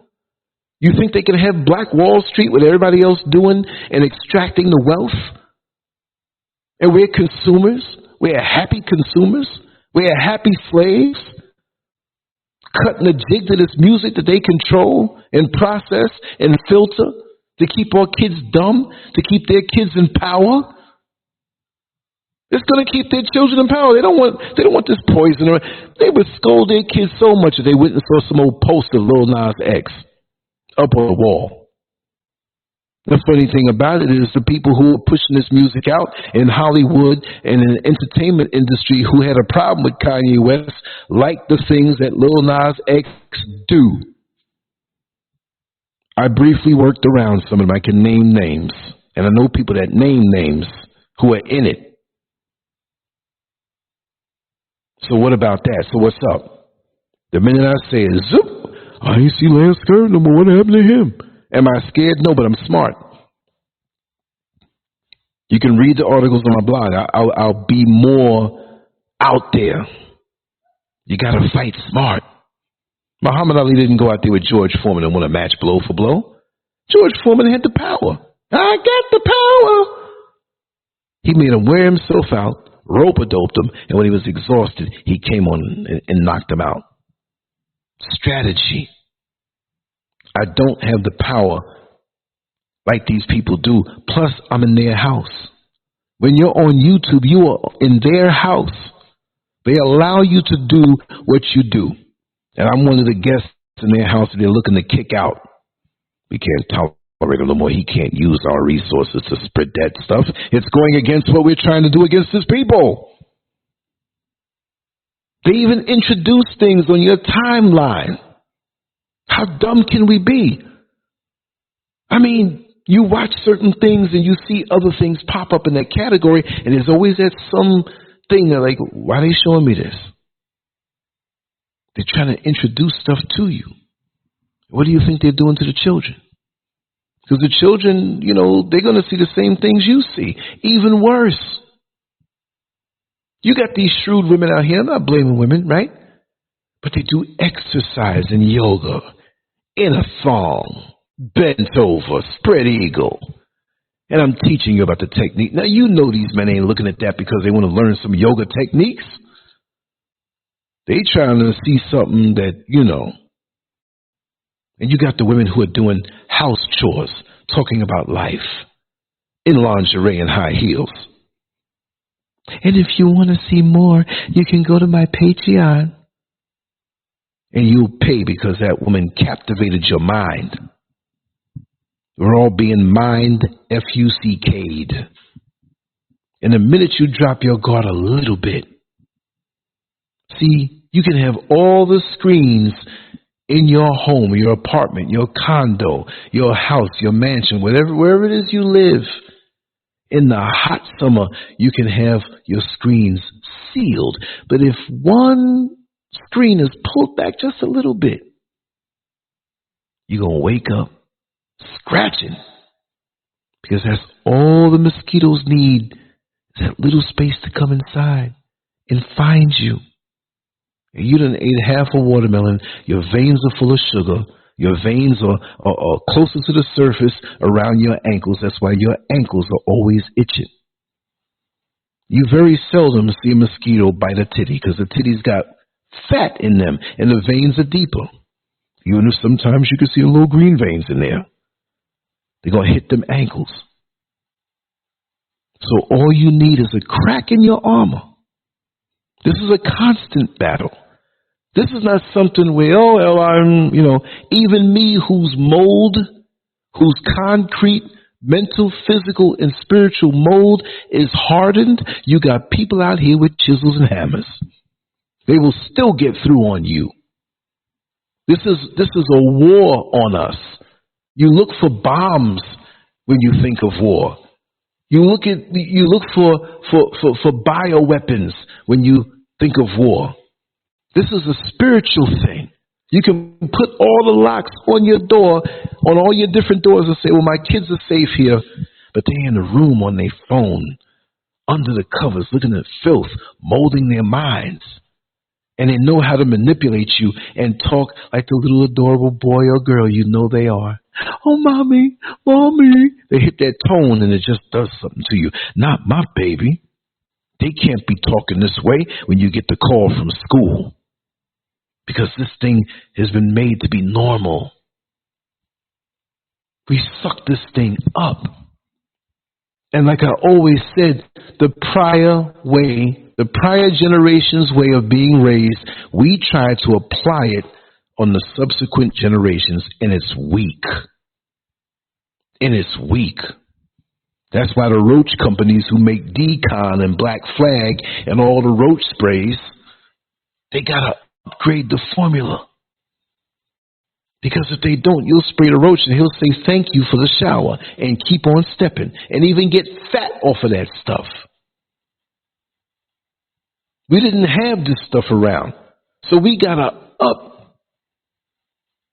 the attack back to keep this thing repelled. Just like if they shoot a missile over to America, they say they have the technology to shoot another missile up before it gets anywhere near land.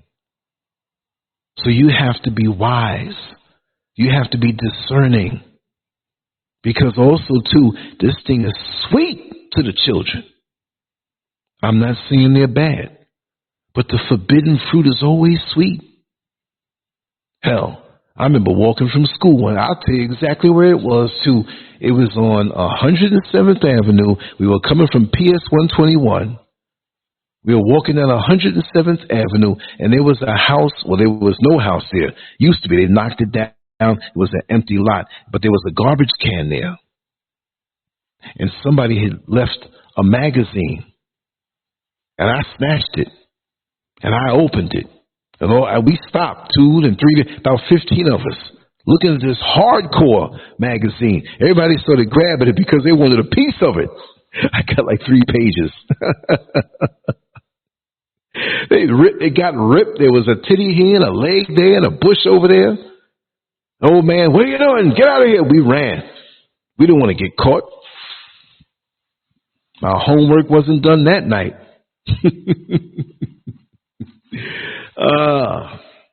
Let me take another sip of this tea, y'all. Just give me 10 seconds.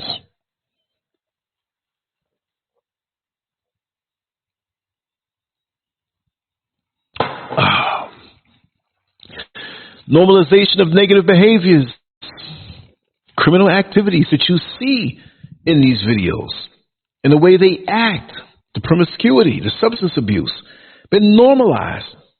And people will say, well, the white people are having the sex, drug, and rock and roll. But that's what they do. We ain't supposed to be doing that. And it's always been. We can go back to the 60s and 50s with the heroin. We know that. But for us, it's normalized. We've been reduced and broken down. These oppressors and predators and hateful aliens amongst us, that's their just due. That's their just due. That's their karma. And anything they do, we seem to want to run behind it like it's the norm.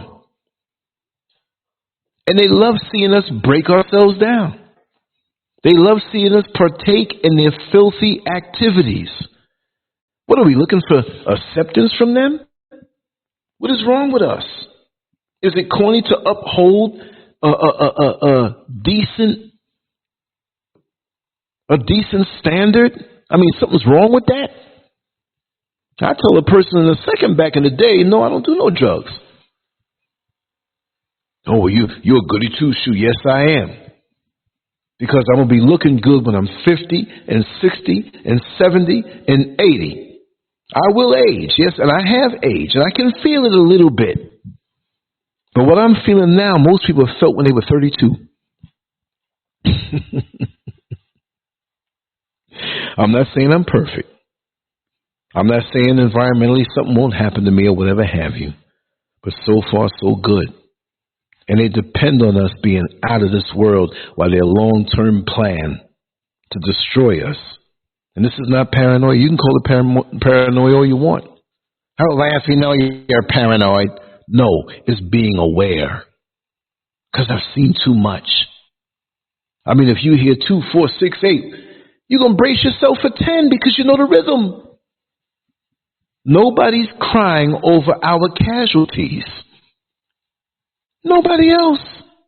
Now, we're not crying over it because we got to get the bag. The bag, we got to get the money. A piece of friggin' paper that you trade in your life force for. We spend all this time. I got to get a better car. I got to get a bigger house. At what point do you get off the merry-go-round? I left America. That's not for everybody to do. but I got off the merry-go-round. I am limited in my income, and I'm not saying I wish I had more, but I'm happy with it. Because I'm not going to spend the rest of my life. People tell me, well, Lance, if you stay 5 more years, you can get X amount. Whatever. No. Dead paper. Let me keep my life force, which is more valuable to me. I am more valuable to myself than I am on any company who's making money from me. Because you got to understand, when you work in these jobs, what they're paying you is not, I mean, they're getting way more than what they're paying you. They're in position. Okay? Why can't we look for our talents from within and put ourselves in position? But we don't want to dig that deep. We just want to go into it. And I'm not knocking job. I've had jobs all my life. But at some point, I knew I had to get away from the rat race. I'll take less. I'll take less to be free. And I'm still not free. But I'm a whole lot more free than I was before. We can't be afraid to think out the box. And that's another thing that this entertainment and music does. It keeps us thinking just a certain way. I know a young lady here who's brilliant in Ghana, the one that's always there on the end of the show. And I say, and she says, yes, I am Martha, and so and so and so and so. She is beautiful and smart and very decent and works real hard. She told me about the jobs that she worked, and she figured it out that she is not, because they don't pay anything out here in Ghana.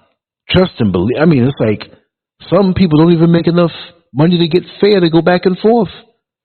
I'm like, what are you doing? You understand?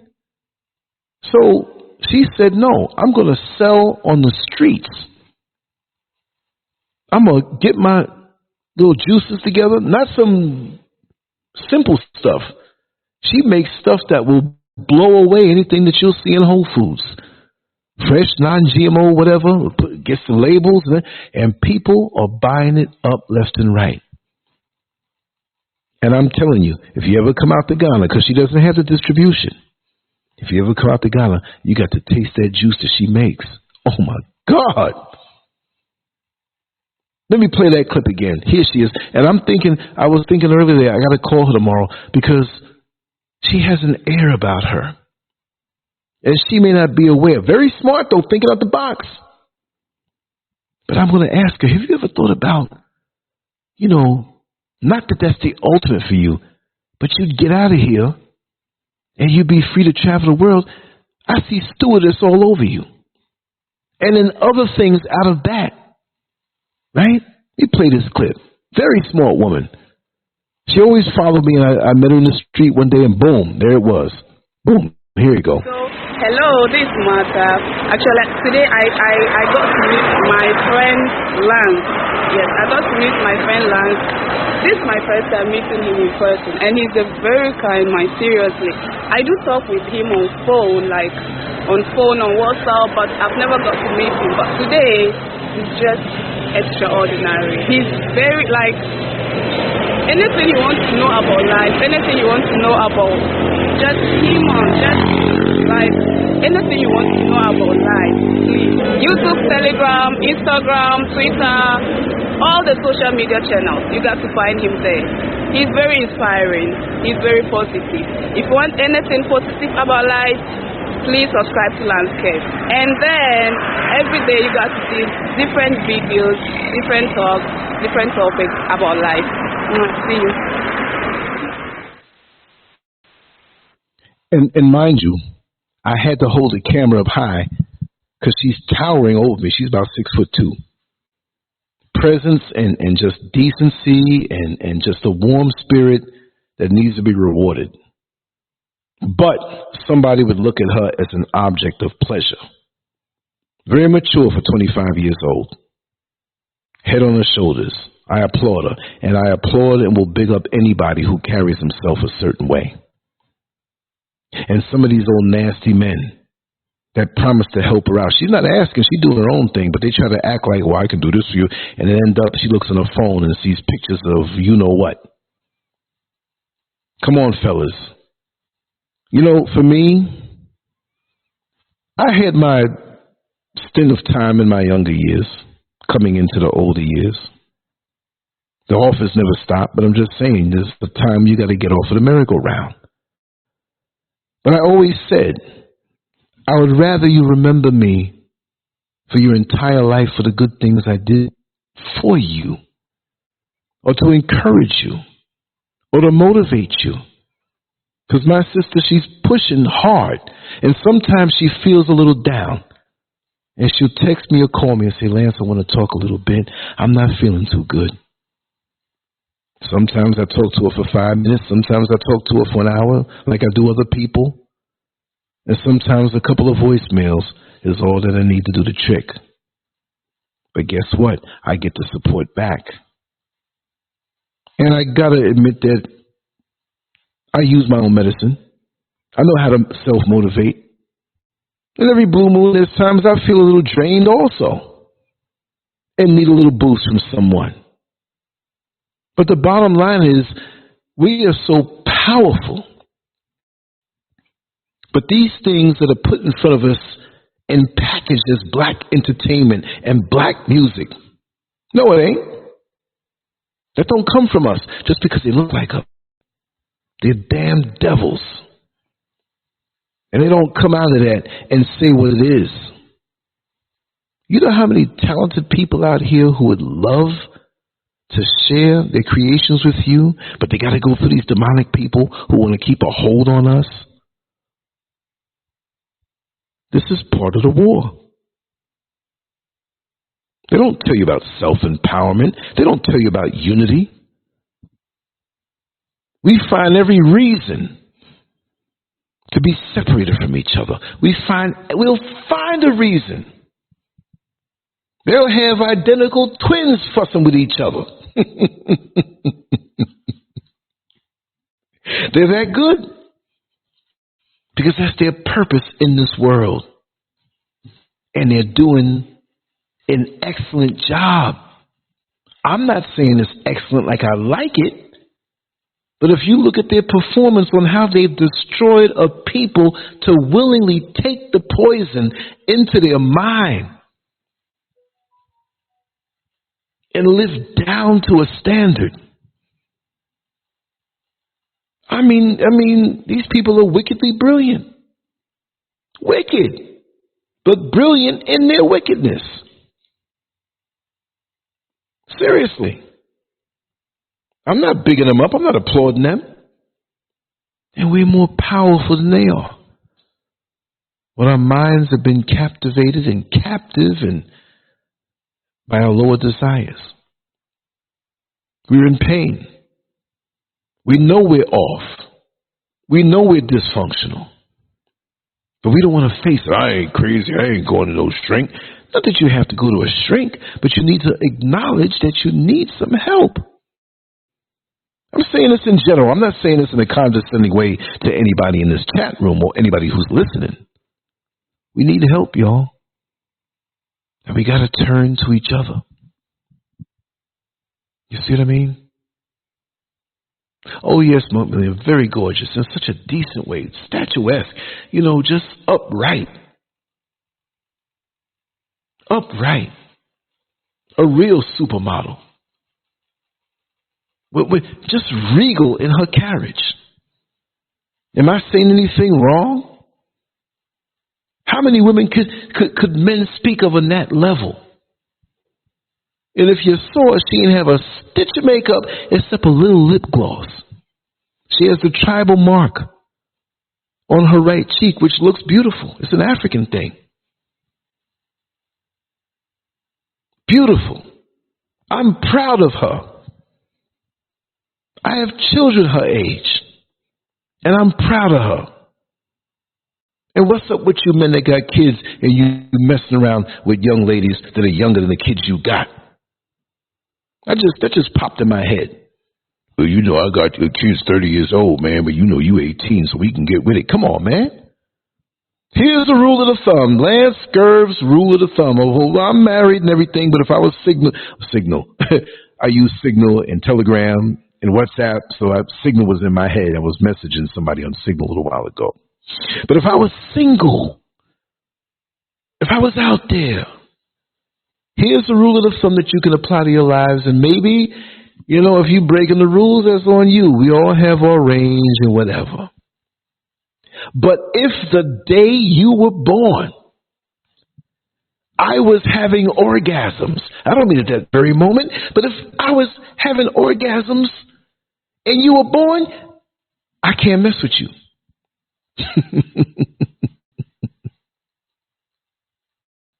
That young lady's 25 years old. I'm 60. 25 years ago, when I was 35, I do believe I was enjoying, like, in periods, and days go by and things don't happen. I'm just saying,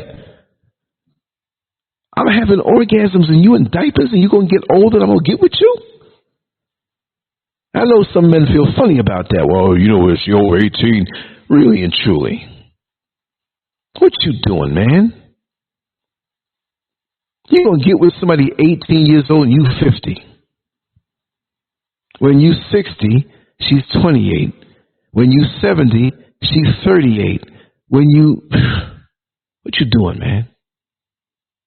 Now you're going to be paranoid when you're older. Oh, she messed with one of them young guys. Well, she's a young girl, young woman. I don't care how much blue pills you pop. Now, there are unions with a great age gaps, and there's some type of surreal respect and connection. But aside from that, there's something off. When there's too many years in between, man. And I know dudes like that. That when they were 18, they were messing around with 18-year-olds. When they 28, they messing around with 18-year-olds. 38, 48, 58. I know people in their mid-60s checking out the girls as soon as they come out of high school. What can you talk about? I mean, yes, you can talk about things, but not in that attraction. And what kind of attraction is it? I really grilled one of the people I know. Well, I don't know what it is, man. It's just that young energy. And you caught up, and you can just take it to McDonald's and get her hair done, get her nails done, and it ends up in sex. If I'm talking to somebody that age, it's going to be on a wisdom level. It's going to be. We don't have enough people who are responsible enough in our community that can talk to the younger folks that way without being the fox in the chicken coop. Because you know good and damn well you can manipulate a woman that age. Not all. Some are smart. They're getting smarter. They're getting smart enough to play against you. You want to play that game and be slick? You're going to spend some money for those who are out there. But why does it have to be that way? I didn't make her say those words. I just held the camera up. She wanted to do a little commercial thing for me out of respect, and she did it. She tall. I had to hold the camera. I was standing like the Statue of Liberty holding the camera up so high.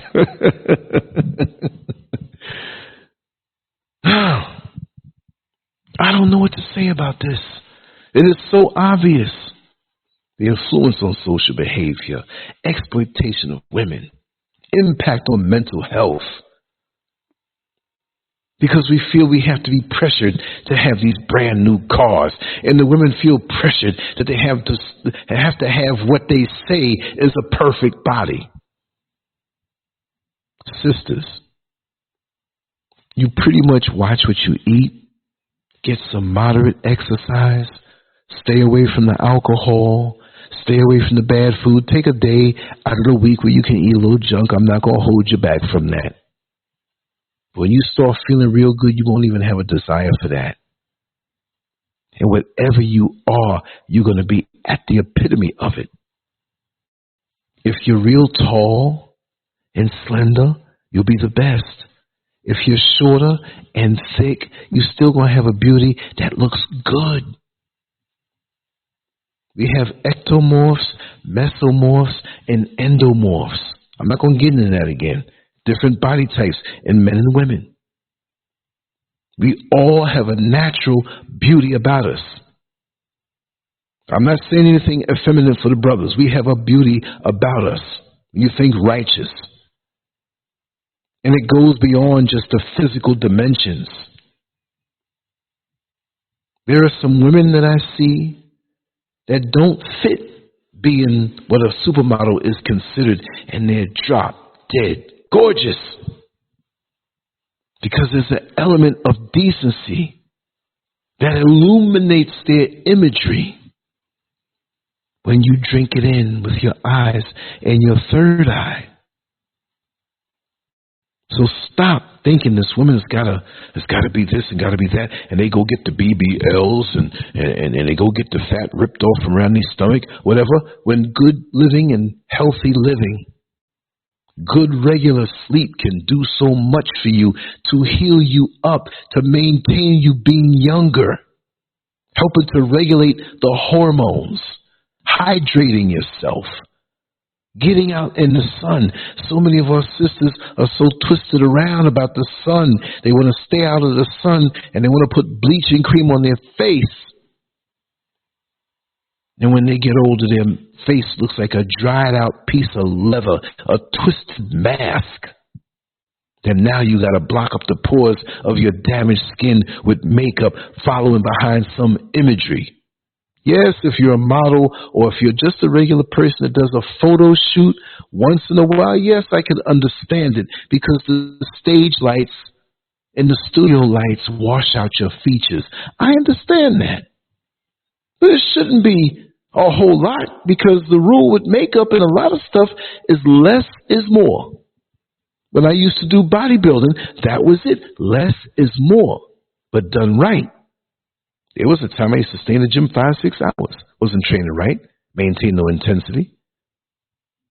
But when I started training intensity for 45 minutes a day, 6-7 days a week, I had more time to rest, more time to recuperate. We need to really learn what we need to learn about ourselves. We're not taught how to take care of our bodies in these schools of indoctrination. We're damn sure not going to learn watching these music videos. And we got so much of a drug culture coming around us right now. I want to tell you, anybody going to a gym and getting involved with bodybuilding, and you're a parent, watch your child. Steroids are at an all-time high. Steroids that will mess them up later on. I never took them. I was around them. I used to go in the locker rooms and see them shooting up. And they looked impressive, but I wasn't putting that stuff in my body. And I think I got respectable results after a time putting that work in. And it's a strength that stays with me to this day, even though I haven't been in a gym since April of 1985. My mind is there. The intensity, the focus that you can transfer to anything else and be successful in anything that you do. And you know that you'll be successful. And that's a confidence that comes from that foundation. Watching these little minstrels on these videos and these engineered actors, men that have to wear dresses, women that have to do lesbian scenes and show their body. Back in the day, ain't no singer had to show their titties to be in the focus. These singers and entertainers got to be half naked, spread eagle. We want to hear your voice. We want to hear your vocal cords. We don't have to see the camel toe between your legs. We know you got it. Ask for your man. Yeah, you know, you share, you show like little sexy legs or something like that. I understand. But all in between, the shape of what you got, you standing on stage and you got Daisy Dukes and shorts so tight that I can see your butt cheeks from the front because your gap is so wide from the panty pulling them lips apart. Come on, man. Let's talk about it. Oh, you wrong, Lance. You can't talk about it. Well, the other people are pushing us and pushing your sisters up there. What does it have to be your daughter up there next? Because if you're in denial, that's what's going to happen. And if she's not on stage, she's going to be out there. For the other hawks, everything is about busting a nut. Everything is about an orgasm. That's not the cure-all for everything. You got to earn that. Next time I have a talk with God, I'm not saying it in the European sense. I'm just saying a creator, most high, whatever you want to call him. The him, her. I'm not saying it's some dual sexual thing, but with the creator, it's a female and male element to it. How are you going to dismiss the female? Then the female, the woman, carries the child for 9 months. That ain't no man, but there's a male element to it. We can debate on that another time. I'm just saying it's both energies. That's what's present in the world. The evil one wants to snuff out one and make it just men. Make it just men. These little statues, these little young boys around these young men, these little penises and balls and a leaf over it. And then where are the women? Don't let this European culture infiltrate your mind and dismiss your woman as just an object of pleasure. Come here and give me this. Come here and give me some head. Come here and whatever. This is what I want you to wear. All this stuff. No. She's beautiful as she is. A real man will see the beauty in that woman. For the things on the inside, yes. And she's sexy as heck. The morning after, when she's walking around in just a t-shirt, being her feminine self. But even our sisters are turned inside out with this masculine energy that they have. There's nothing nice about that. The men have been reduced to being effeminate and estrogenized. I don't know if that's a word, but I'm making it up.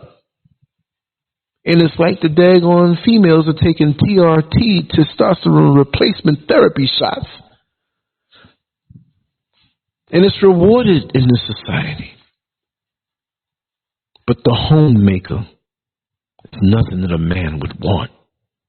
But that homemaker who's dedicated will make heaven on earth as soon as you cross that threshold to get home, because you know in this Western society you are a target, you are harassed, you are put down, you are dismissed, and only a righteous woman can be the heaven on earth that you need, but you got to provide security for her. Oh man, I ain't paying for these hoes. No, it's not paying for no damn hoe, because she ain't a hoe. If you pick the right one, you can't let your prior experiences and the reminders that your sister is less because of the videos that you see. You can't let that decide how you choose. That's why half of you brothers are in trouble. You're looking at their body. You're looking at what you can do to them and get friction from them, but you can't touch souls. You can't dream with them because you won't. You refuse to, because they're disposable like a damn Dixie cup at the doctor's office, or that little plastic cup you pee in to hand to the doctor before he checks your urine. You don't leave the doctor's office or, did you preserve that cup and make sure you treat it right? No, you throw it out. You're done with it. Are you emotionally connected? We're more emotionally connected to the toilet paper we use to wipe our behind than we are the women in our lives. And it takes something righteous. See, it's the righteous thing to want to protect all the women in your community. To be that man, better than a police officer, a sentinel who's on point and looking for any signs of danger, and you, like the warrior soldier that you're supposed to be, they're to come to you for help, and you should offer it. I love many women. I'm a straight man, and I love many of my brothers righteously. But speaking about the women, am I trying to stick dick in all of them? Huh? can love you from a distance. I can see your beauty from a distance, and I know what you got, but it's not for me. I want to see you give the home and the love and the righteous womb to bring the next generation into reality. It's a beautiful thing to see that process. But we don't see that. We want to jump in and get a little sample before they go on and whatever. No. And when that beautiful sister looks at you with respect and says, you know what, Lance, I truly respect you. You never treated me in an improper way, and I love you. You've helped me. There may not have been any transferal of money. Maybe there have been. Maybe you needed help with the light bill. It's okay. You ain't trying to play me, because I don't have it like that. But what I can do is share my life experiences, so maybe you don't make the same misjudgments that I have done. Maybe in a different way. Maybe I did. Maybe I learned from somebody else's mistake. But you're damn sure not going to learn it from the music they have out there today and the entertainment. The sensationalized, hyper, salty, sugary, lots of preservatives and color, artificial color. Everything is hyped. And it does nothing for your day-to-day ascension to be a better person, incrementally better than you were the day before, which is the goal. What can I do today to make me better tomorrow? It even reflects in what I do online. Look how corny my videos were 14 years ago. Even though I've been online for 23 years, I started doing videos then. I was out there before YouTube came out. But things change. We get better with time when we apply ourselves and commit ourselves to the craft of whatever area of expertise we choose to excel in. I was at the mall earlier today, the shopping mall. They have these roasted potatoes that they sell in ShopRite. I tasted one, man, that thing. I woke up. I knew I was going down. I got up early. I got down there. I went straight for that bad boy first. I left the house and said, I'm not eating. I don't care how hungry I am. I'm not drinking the water. I'm going to eat them roast potatoes. And when I got there, there were two in the pan. Every other pan was filled up. I felt like Ralph Crampton. Can I help you, sir? Hamada, hamada, hamada, hamada, hamada. I said, are you going to have any more? This is early in the day. Oh, can you wait 10 minutes? I said, sure. And it was a gentleman who came back who filled my order. And he kept putting them in the bag. And he says, yeah, you bought them last time and you were out there in the food court eating them. And I saw how you were just tearing them up. He says, we're going to make sure you're satisfied today. And it was so good. But show yourself some self-care, and not only just the self-care, but some self-respect.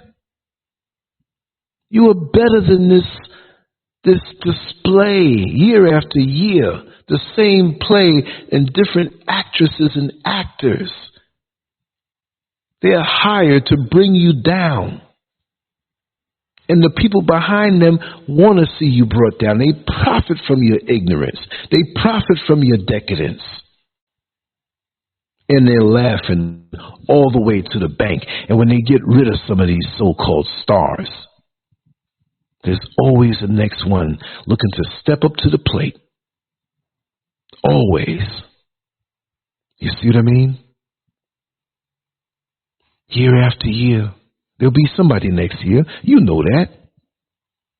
They got Lil Nas X now and Saucy Santana. There'll be even another, even more decadent gay guy. That they're going to have to put some of the stuff on the radio, but they're going to have albums that are so explicit. And the videos are going to be explicit. The videos will be like porn. Remember Tupac? How do you want it? How do you want it? Didn't they have an X-rated version where they act? I saw with my eyes. Nina Hartley was in there, that white woman that I met down in Greenwich Village that gave me her number. A porn star gave me her number. I can't believe it. That was God that stepped in. I lost the card. I held on to it as a souvenir. I even called the number. I wanted to ask her some questions. I wasn't trying to get with her because she was out there. And she didn't answer. She wasn't available. Then about 2 months after, I said, I looked for the card. I would have loved to have an interview with her. Not because I'm trying to glorify certain things, but on this show, you know, when I do interviews, I want to get into the mind of people. I don't care what they do and who they are. I want to know why you are the way you are. I have an interest in human nature. What made you the way you are? We read comic books back in the day.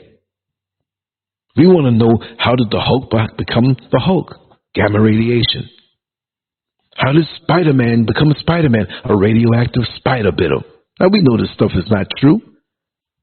But they come out with a superhero after a while, and you want to find out how they became the way they are. Look at some of us in the black community. How the hell did we become what we are today? What happened to you, brother?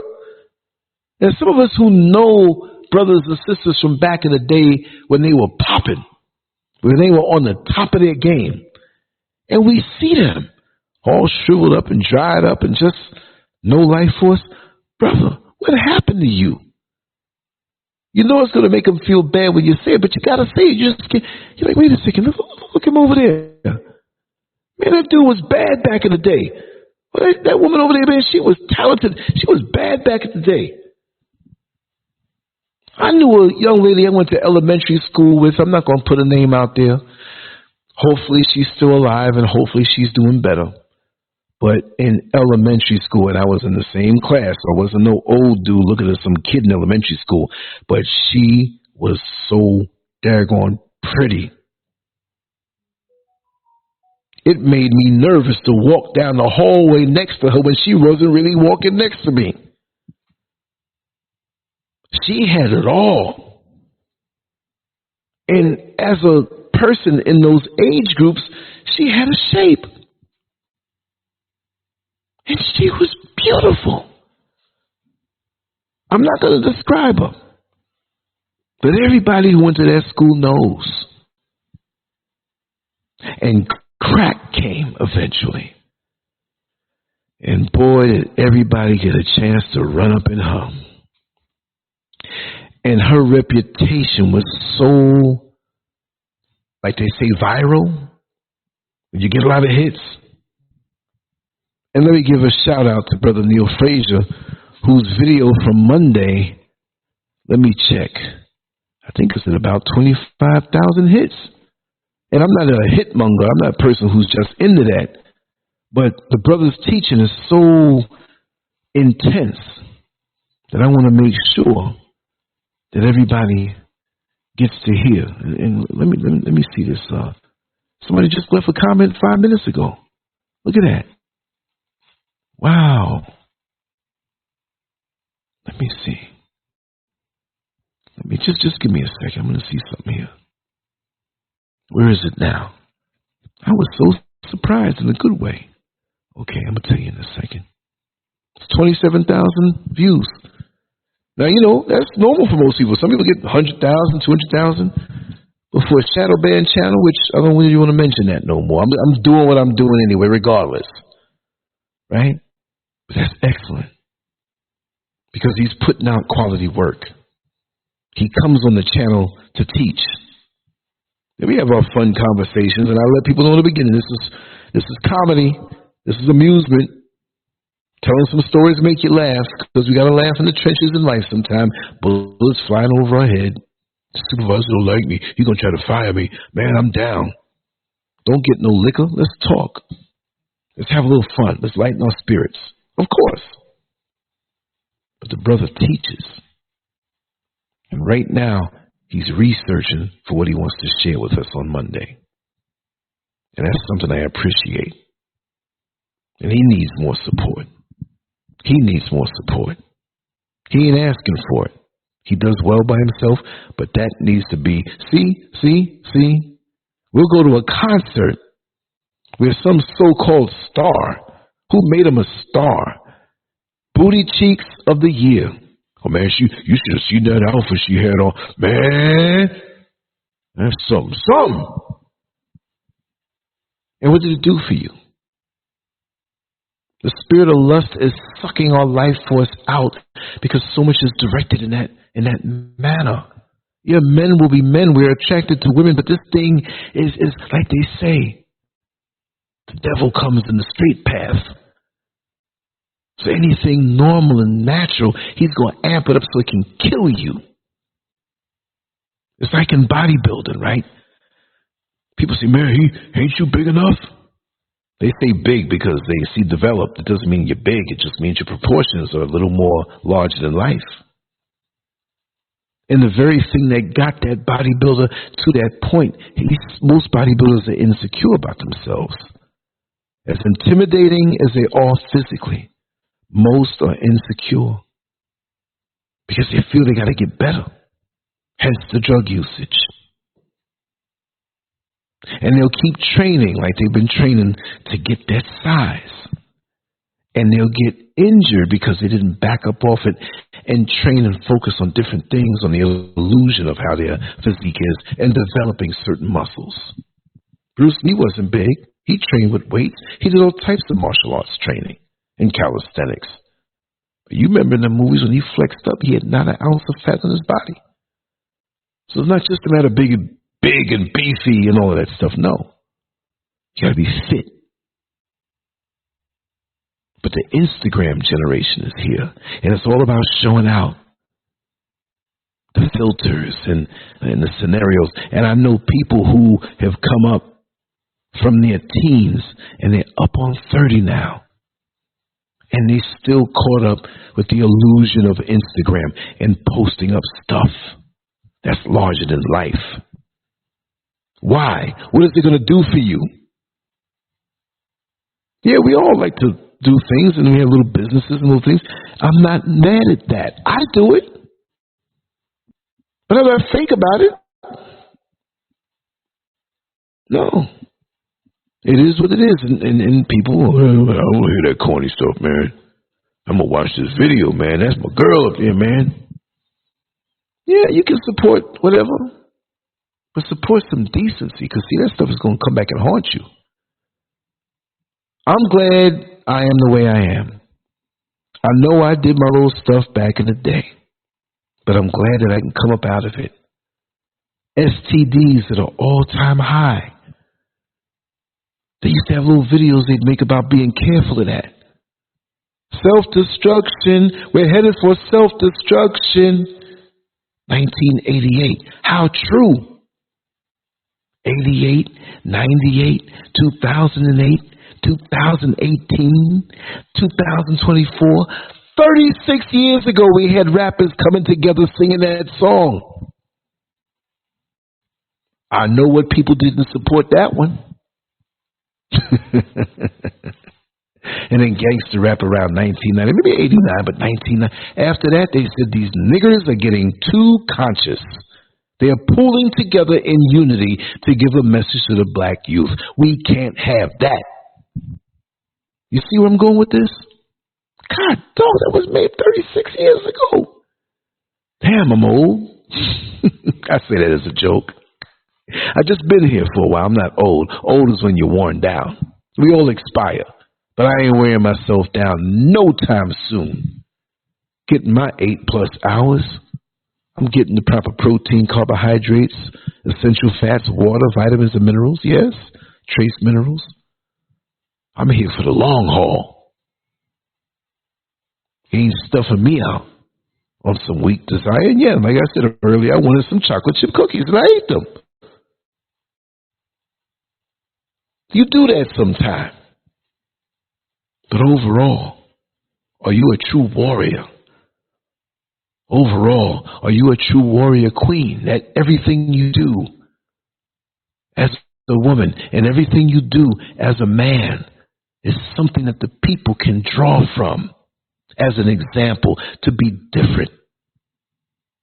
All I see is this cookie cutter foolishness on social media, in the black entertainment. Everybody's trying to just be the lowest maggot out there, feeding on each other, feasting on each other. And the standards, there are no standards anymore. And they use social media to put more stuff out to titillate us, and the sexy red. Sexy red. I mean, I don't even think no black person made that name up. They'll call you sexy red. You'll talk about nasty stuff. There's a market for that. Life imitating art. And it's not even real art, y'all. What happened to the slick lyrics?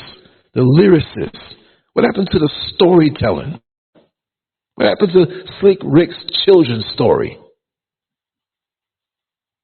Dave the dope fiend shoot in dope who don't know the meaning of water nor soap. That's slick.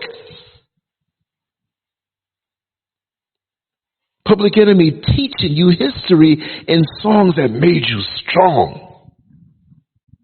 Fight the power.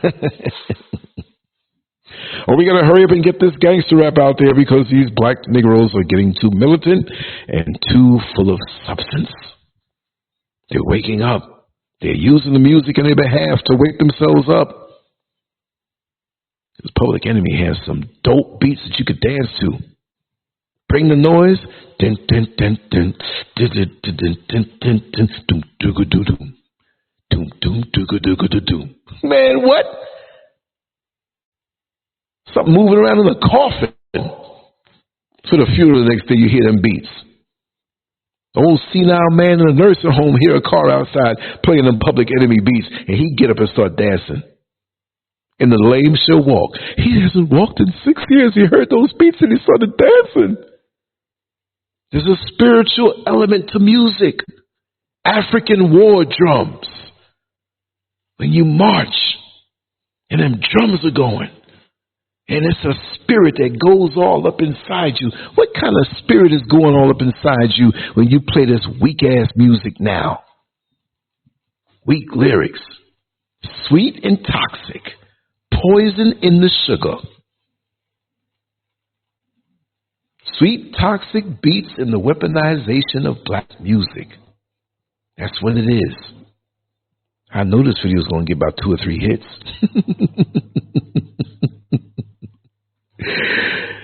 That cracks me up. Because I don't even care no more. Like that person who couldn't afford a tune-up, but they got to drive from New York to California and the check engine lights on. I don't care if that check engine lights on. I'm driving this bitch until it drops. So what if I stall out in the desert? You got to get to a point where you don't care. I mean, care for your vehicle so it gets you there safely. But you can't care about being some star in their system. Best to be acknowledged by your people, the conscious ones. And some of them who are riding the fence, who like the filth, may say, you know what they're saying is true. I need to go behind them. And you better know how to talk their language to bring them over. Oh, let me tell you something interesting before I go, because I'm going to wrap it down in a few minutes. And it's on video, but I didn't go up in their face with the video. Wouldn't you know? Not only are the Mormons here en masse with huge structures and countless thousands of people in a crowd, but the daggone Jehovah's Witnesses are here, right in the Medina market. I'm going to have to freeze that part. White man with a beard, standing up to the side. They had the books on display, and they had black Africans drawing in black Africans, and there's a white lady standing supervising them, and a white man way on the other side just with a fake-ass smile. He saw me coming, and he saw my eyes. He knew I wasn't from here. He didn't want this kind of flavor. And he just kept smiling, a nervous, a crap-eating grin, smiling. Because the folks out here see anything resembling the white Jesus, they bow down to it. And I had my camera in my hand that captured just walking. I'll put it up tomorrow because I'm going to hit the sack after this. I'll be inside all day tomorrow taking care of business, and I promise to upload it. But really and truly, I'm going after them people. Not going to scream. Not going to, just let them know I see what you're doing. And I know what you're doing. And I'm diametrically opposed to what you're doing to my people here. And I'm going to work against you. If you fall down and bust your jaw on the ground, I'll help you up. I'm going to show you I'm not evil. But I'm going to defeat what you're trying to bring to soften us up and walk away from revolution. What are you doing to help us? Everybody, look, I'm just trying not to be nasty. But everybody getting a little screw off on us. Everybody getting a nut off on us. And we down there on all fours, spread eagles, smiling. Who's next? The Mormons, the Christians, the Jehovah's Witnesses, as long as you're white. We'll take it up there just for you, because it's going to make us more holy. What? Holy, holy, holy, merciful and mighty. All these crazy songs they got us in our subconscious mind from young. Wash me white as snow. Are you serious? And we just keying. It's going on over here. I'm going to be home tomorrow. Now, wait a second. What is tomorrow? I'm always on a roll. Let me see. Last time I checked, it was, dang, it's Friday already. I got to stay home tomorrow. I got some things going on over here. But I'm going out Saturday in predatory fashion. And I'm going to talk to these people. I'm going to fool them. I'm going to start out nice. I'm going to ask a few questions, and I'm going to turn the heat up on their asses. See? What is the benefit of this foolishness, this poison? You know it works. Here you are giving us hell all our lives, killing off countless millions of Africans worldwide, and especially here on the continent. What the hell are you going to tell us about going to heaven when all you did was bring us hell? All these weird religions. We got to bow down to you. You better hope these people don't wake up and see you and get you. You won't be going back to America. If they woke up, they'd probably send you back in a body bag. They got some nerve. They planned this. They didn't just end up over here. They don't have no Star Trek transporter. Let's beam ourselves over to Ghana. Get some niggers on the payroll. It's all by design. They see a market. They can market this to us and get money out of us and get us to be subservient to their whims. They're multi-billion-dollar religions. Jesus money going to the bank, like Umar Johnson says. And black folks are the most gullible.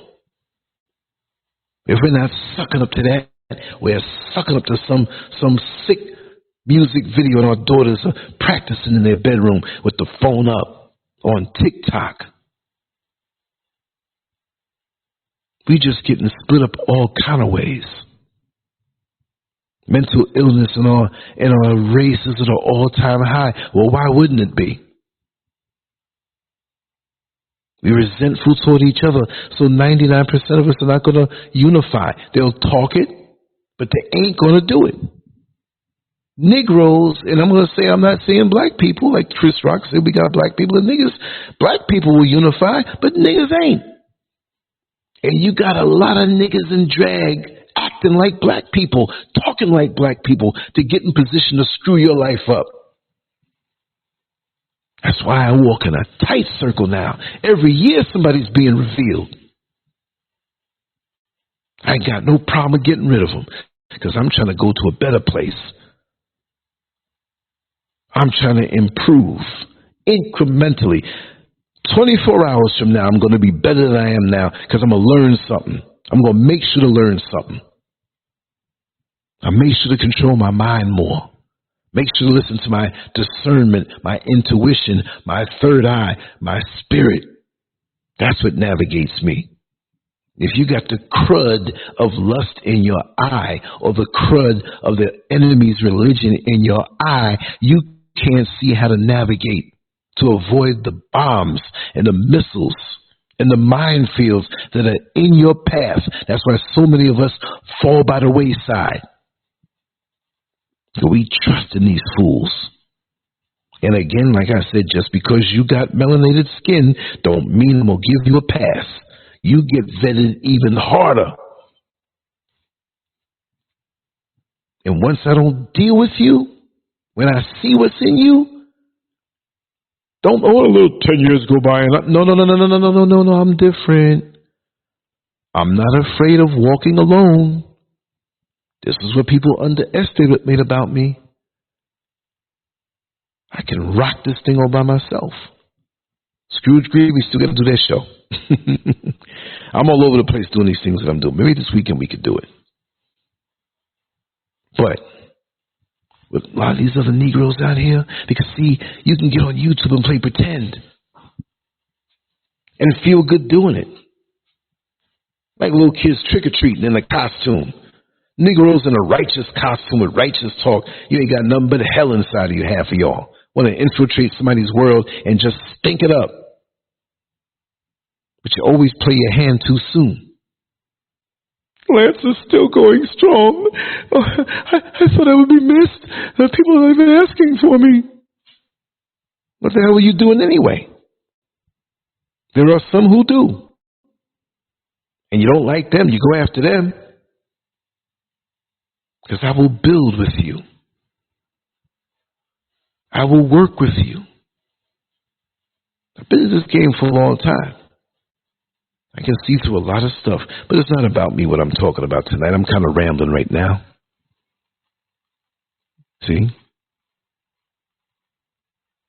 Oh, yeah, we're going to keep the foot on the next Scrooge video. I didn't even look at the chat room for a while. I'm zoned out. I'm like that mumbling drunk. He drank so much, the bar closed up. He's sitting on the curb. He thinks there's a crowd around him. No, I'm aware. But I'm going to wrap it in soon because my eyes are closing. I'm just letting it all. I'm going to always let it all hang out. I'm going to talk some facts in the beginning, then I'm going to go in on the topic. And I don't even think I went in enough on this one. I'm going to get in the bed like, oh, man, I should have brought up this point. But I'm going to talk about this same topic with a different title. We're going to get all of it. No stone left unturned. Every bit of popcorn or corn in the bag of popcorn is going to pop. Like I said, that's how we are. We come to our awareness at a certain time, sometimes early, sometimes late. But nonetheless, it will come. You know when you take that bag of popcorn, first when you put it in the microwave, and poof, poof, poof, poof, poof, poof, pop.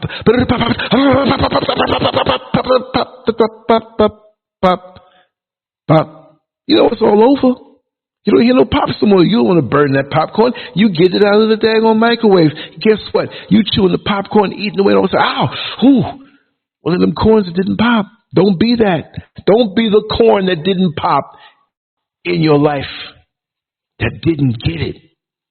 Because you may not be guaranteed enough years to get it. Try to get it early and make it better, the wisdom that you have. It's the only way to go.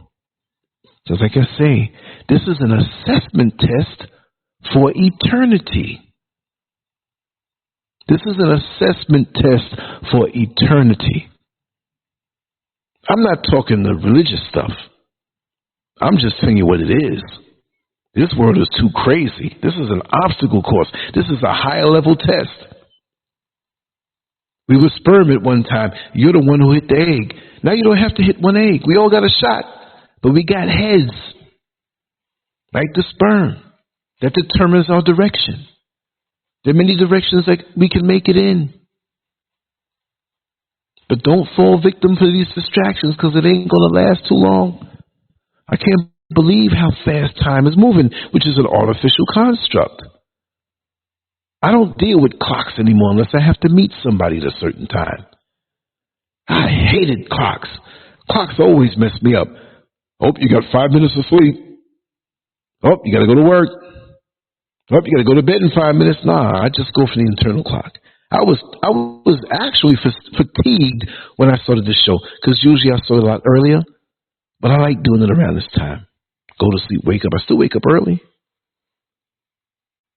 This morning, what time? I woke up first at 3:30 in the morning, went to bed, and my alarm will go off at 5:30, the latest, and then that's when I have to get up. But usually I don't need it. You know when you're on point, when you wake up, oh damn, it's 5:28, beep, and you knock the alarm off and lay there for a few minutes like, yeah, I beat you. So I'm always looking for that. But I want to thank you all for vibing with me. And I mean, I know it's a monologue, but I have the comments in the comment section. And on the top of this, I have it pinned, and I want to say it again. We have a WhatsApp channel. Nobody can see who you are, but I always post in there with shows that are coming up, little announcements, little things I share. It's not a WhatsApp group where they can see your number and all that stuff. They can't see anything. All I can see you if you're in my WhatsApp. But if you're not, even I can't see you. So join it. You know, it'll keep you up with things.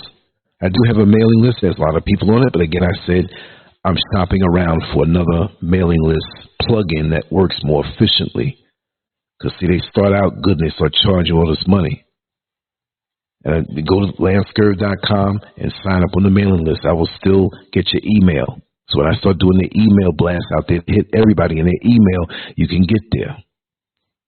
Sometimes there's last minute changes. Sometimes I'll set a show for a certain time. Something comes up. Look, I'm not a big production with 50 people in a team. I'm one person. So sometimes I postpone a show for the next day. And like yesterday, I brought it back because I got home early. You see what I mean? So I'm flexible that way. But I want to keep in communication with everybody. But on the top of this chat room on YouTube, you'll see the link for this particular show. And if you're on Instagram, I don't think you can see it. But you can go to Lancescurv.com. If you want to make any comments, I'd appreciate it if you do it there, because these social media platforms are notorious for removing comments that they don't like. How dare they? But this is their house. It's their house, and they live here. I just want to thank you all. Yes, Reese. Yeah, they'll keep on your heart. Yep. I should be a plant. I should be like an undercover and act like I'm giving in to them while I record them. Then start asking them like really difficult questions. I'm going to do something comical. Trust me. But they're strong. Now, I'm not saying they're strong, but they're strong in their belief of what they think things are. Right? But you got to be unorthodox with them people, man. You got to be logical. You have to be realistic, a realist, and break it down. And I think I'm up for it. I'm not going to get caught up in their rhetoric. No way. So Saturday, I'm looking for them. I'm serious. I'm looking for them. Saturday, I'll be free. I got a lot of work to do in here tomorrow. I'm doing shows and that stuff too, and some other things. But I'm waking up Saturday on a mission. Because I know they're going to be out there Saturday. Yes, they'll all be out because Sunday's church, and they'll be out doing nigger things. Why are you using the N-word? Like I said, if we stop acting like niggas, we wouldn't have to use the word. They'll refer to us as black people, melanated people, African people. You know, the whole planet's Africa. We're the original. Okay, well, if you say you're indigenous or this or that, I don't argue with that. But you're melanated. You have that gift and proximity on a spiritual level. Not hating anybody. It's just what it is. Anyway, if you're on Instagram, follow me on Instagram. I don't say to follow me on anything. I need to get those numbers up. Share and subscribe and all that good stuff. Listen, family, I'm definitely going to get ready to go. Right now, it's, what time is it now? 1:52 a.m. And that's late for me. because I usually get up like another 3.5 hours, 3 hours and 38 minutes, 5:30. That alarm's going to go off. I'm going to let it go off too. And I'm going to go right back to bed. I'm going to get a little extra sleep because I got a lot of stuff to do tomorrow. And we're going to have more shows, and any topic that you want to suggest, or if you want to send me little TikTok videos dealing with something, because we can play those on YouTube. But I don't play other people's YouTube videos. Certain cases you can, but I don't even get into that anyway. You understand? So, still here. Social media after 23 years, almost a quarter of a century. As long as I'm alive, we're going to do our thing. We're going to talk. We're going to keep it real. I can't lie. Maybe sometimes I'm misled. Maybe sometimes I'm misinformed, but I will always apologize. And I will never purposely lie or come out here to sound good, pushing something that's not real. You understand? So that's how I stand. And I will always apologize if I'm wrong. But I'm trying not to be wrong. I don't want to be wrong. If loving you is wrong, I don't want to be right. I got all kind of songs popping up in my head, y'all. That's you know, when you have so much gigabytes and terabytes in this big head, trust me, I have a lot of memories. You know, I can entertain myself. If I can sit in the movie theater and project my thoughts on the wall, that will be one packed theater, because I will take you on a trip of all the things I've seen and remembered. But anyway, much love to you all. Much love to you all. Thank you for hanging with me for 2 hours and 39 minutes. That's a long time to run your mouth. And now I'm about to talk in my sleep and dream. But you all have a wonderful night wherever you are in the world. Leave your comments on the site, Lancescurv.com. Go there and dig up some old stuff and comment on it. Join whatever it is to join. There's a lot of stuff going on over there, the artwork, the writing, everything. 23 years every day. And if I missed a day, I made up for it. So we chug-a-lug along and continue the legacy and bringing us together and to expand our minds. Not that I know everything, because many here in the chat room has helped to expand my mind. We learn and teach each other from our experiences. And the Creator knows He's allowed me to have a lot of experiences, and I'm going to tell them all. Yes, I am. But you all have a good night. And I thank you from the bottom of my heart, with every fiber of my being, for being here with me in support. Only your presence is needed. Yeah, if you want to support other ways, you know how that's done. All that stuff is below. But the main thing is the energy thing. And when you have the right energy with those who you vibe with, everything is going to be all right. Okay? So, Creator willing, we're going to continue tomorrow. And we'll come back with another topic that we can go in on. Because we're going to stay on their backsides as long as I'm breathing. Much love to you all. Peace. And have a good night.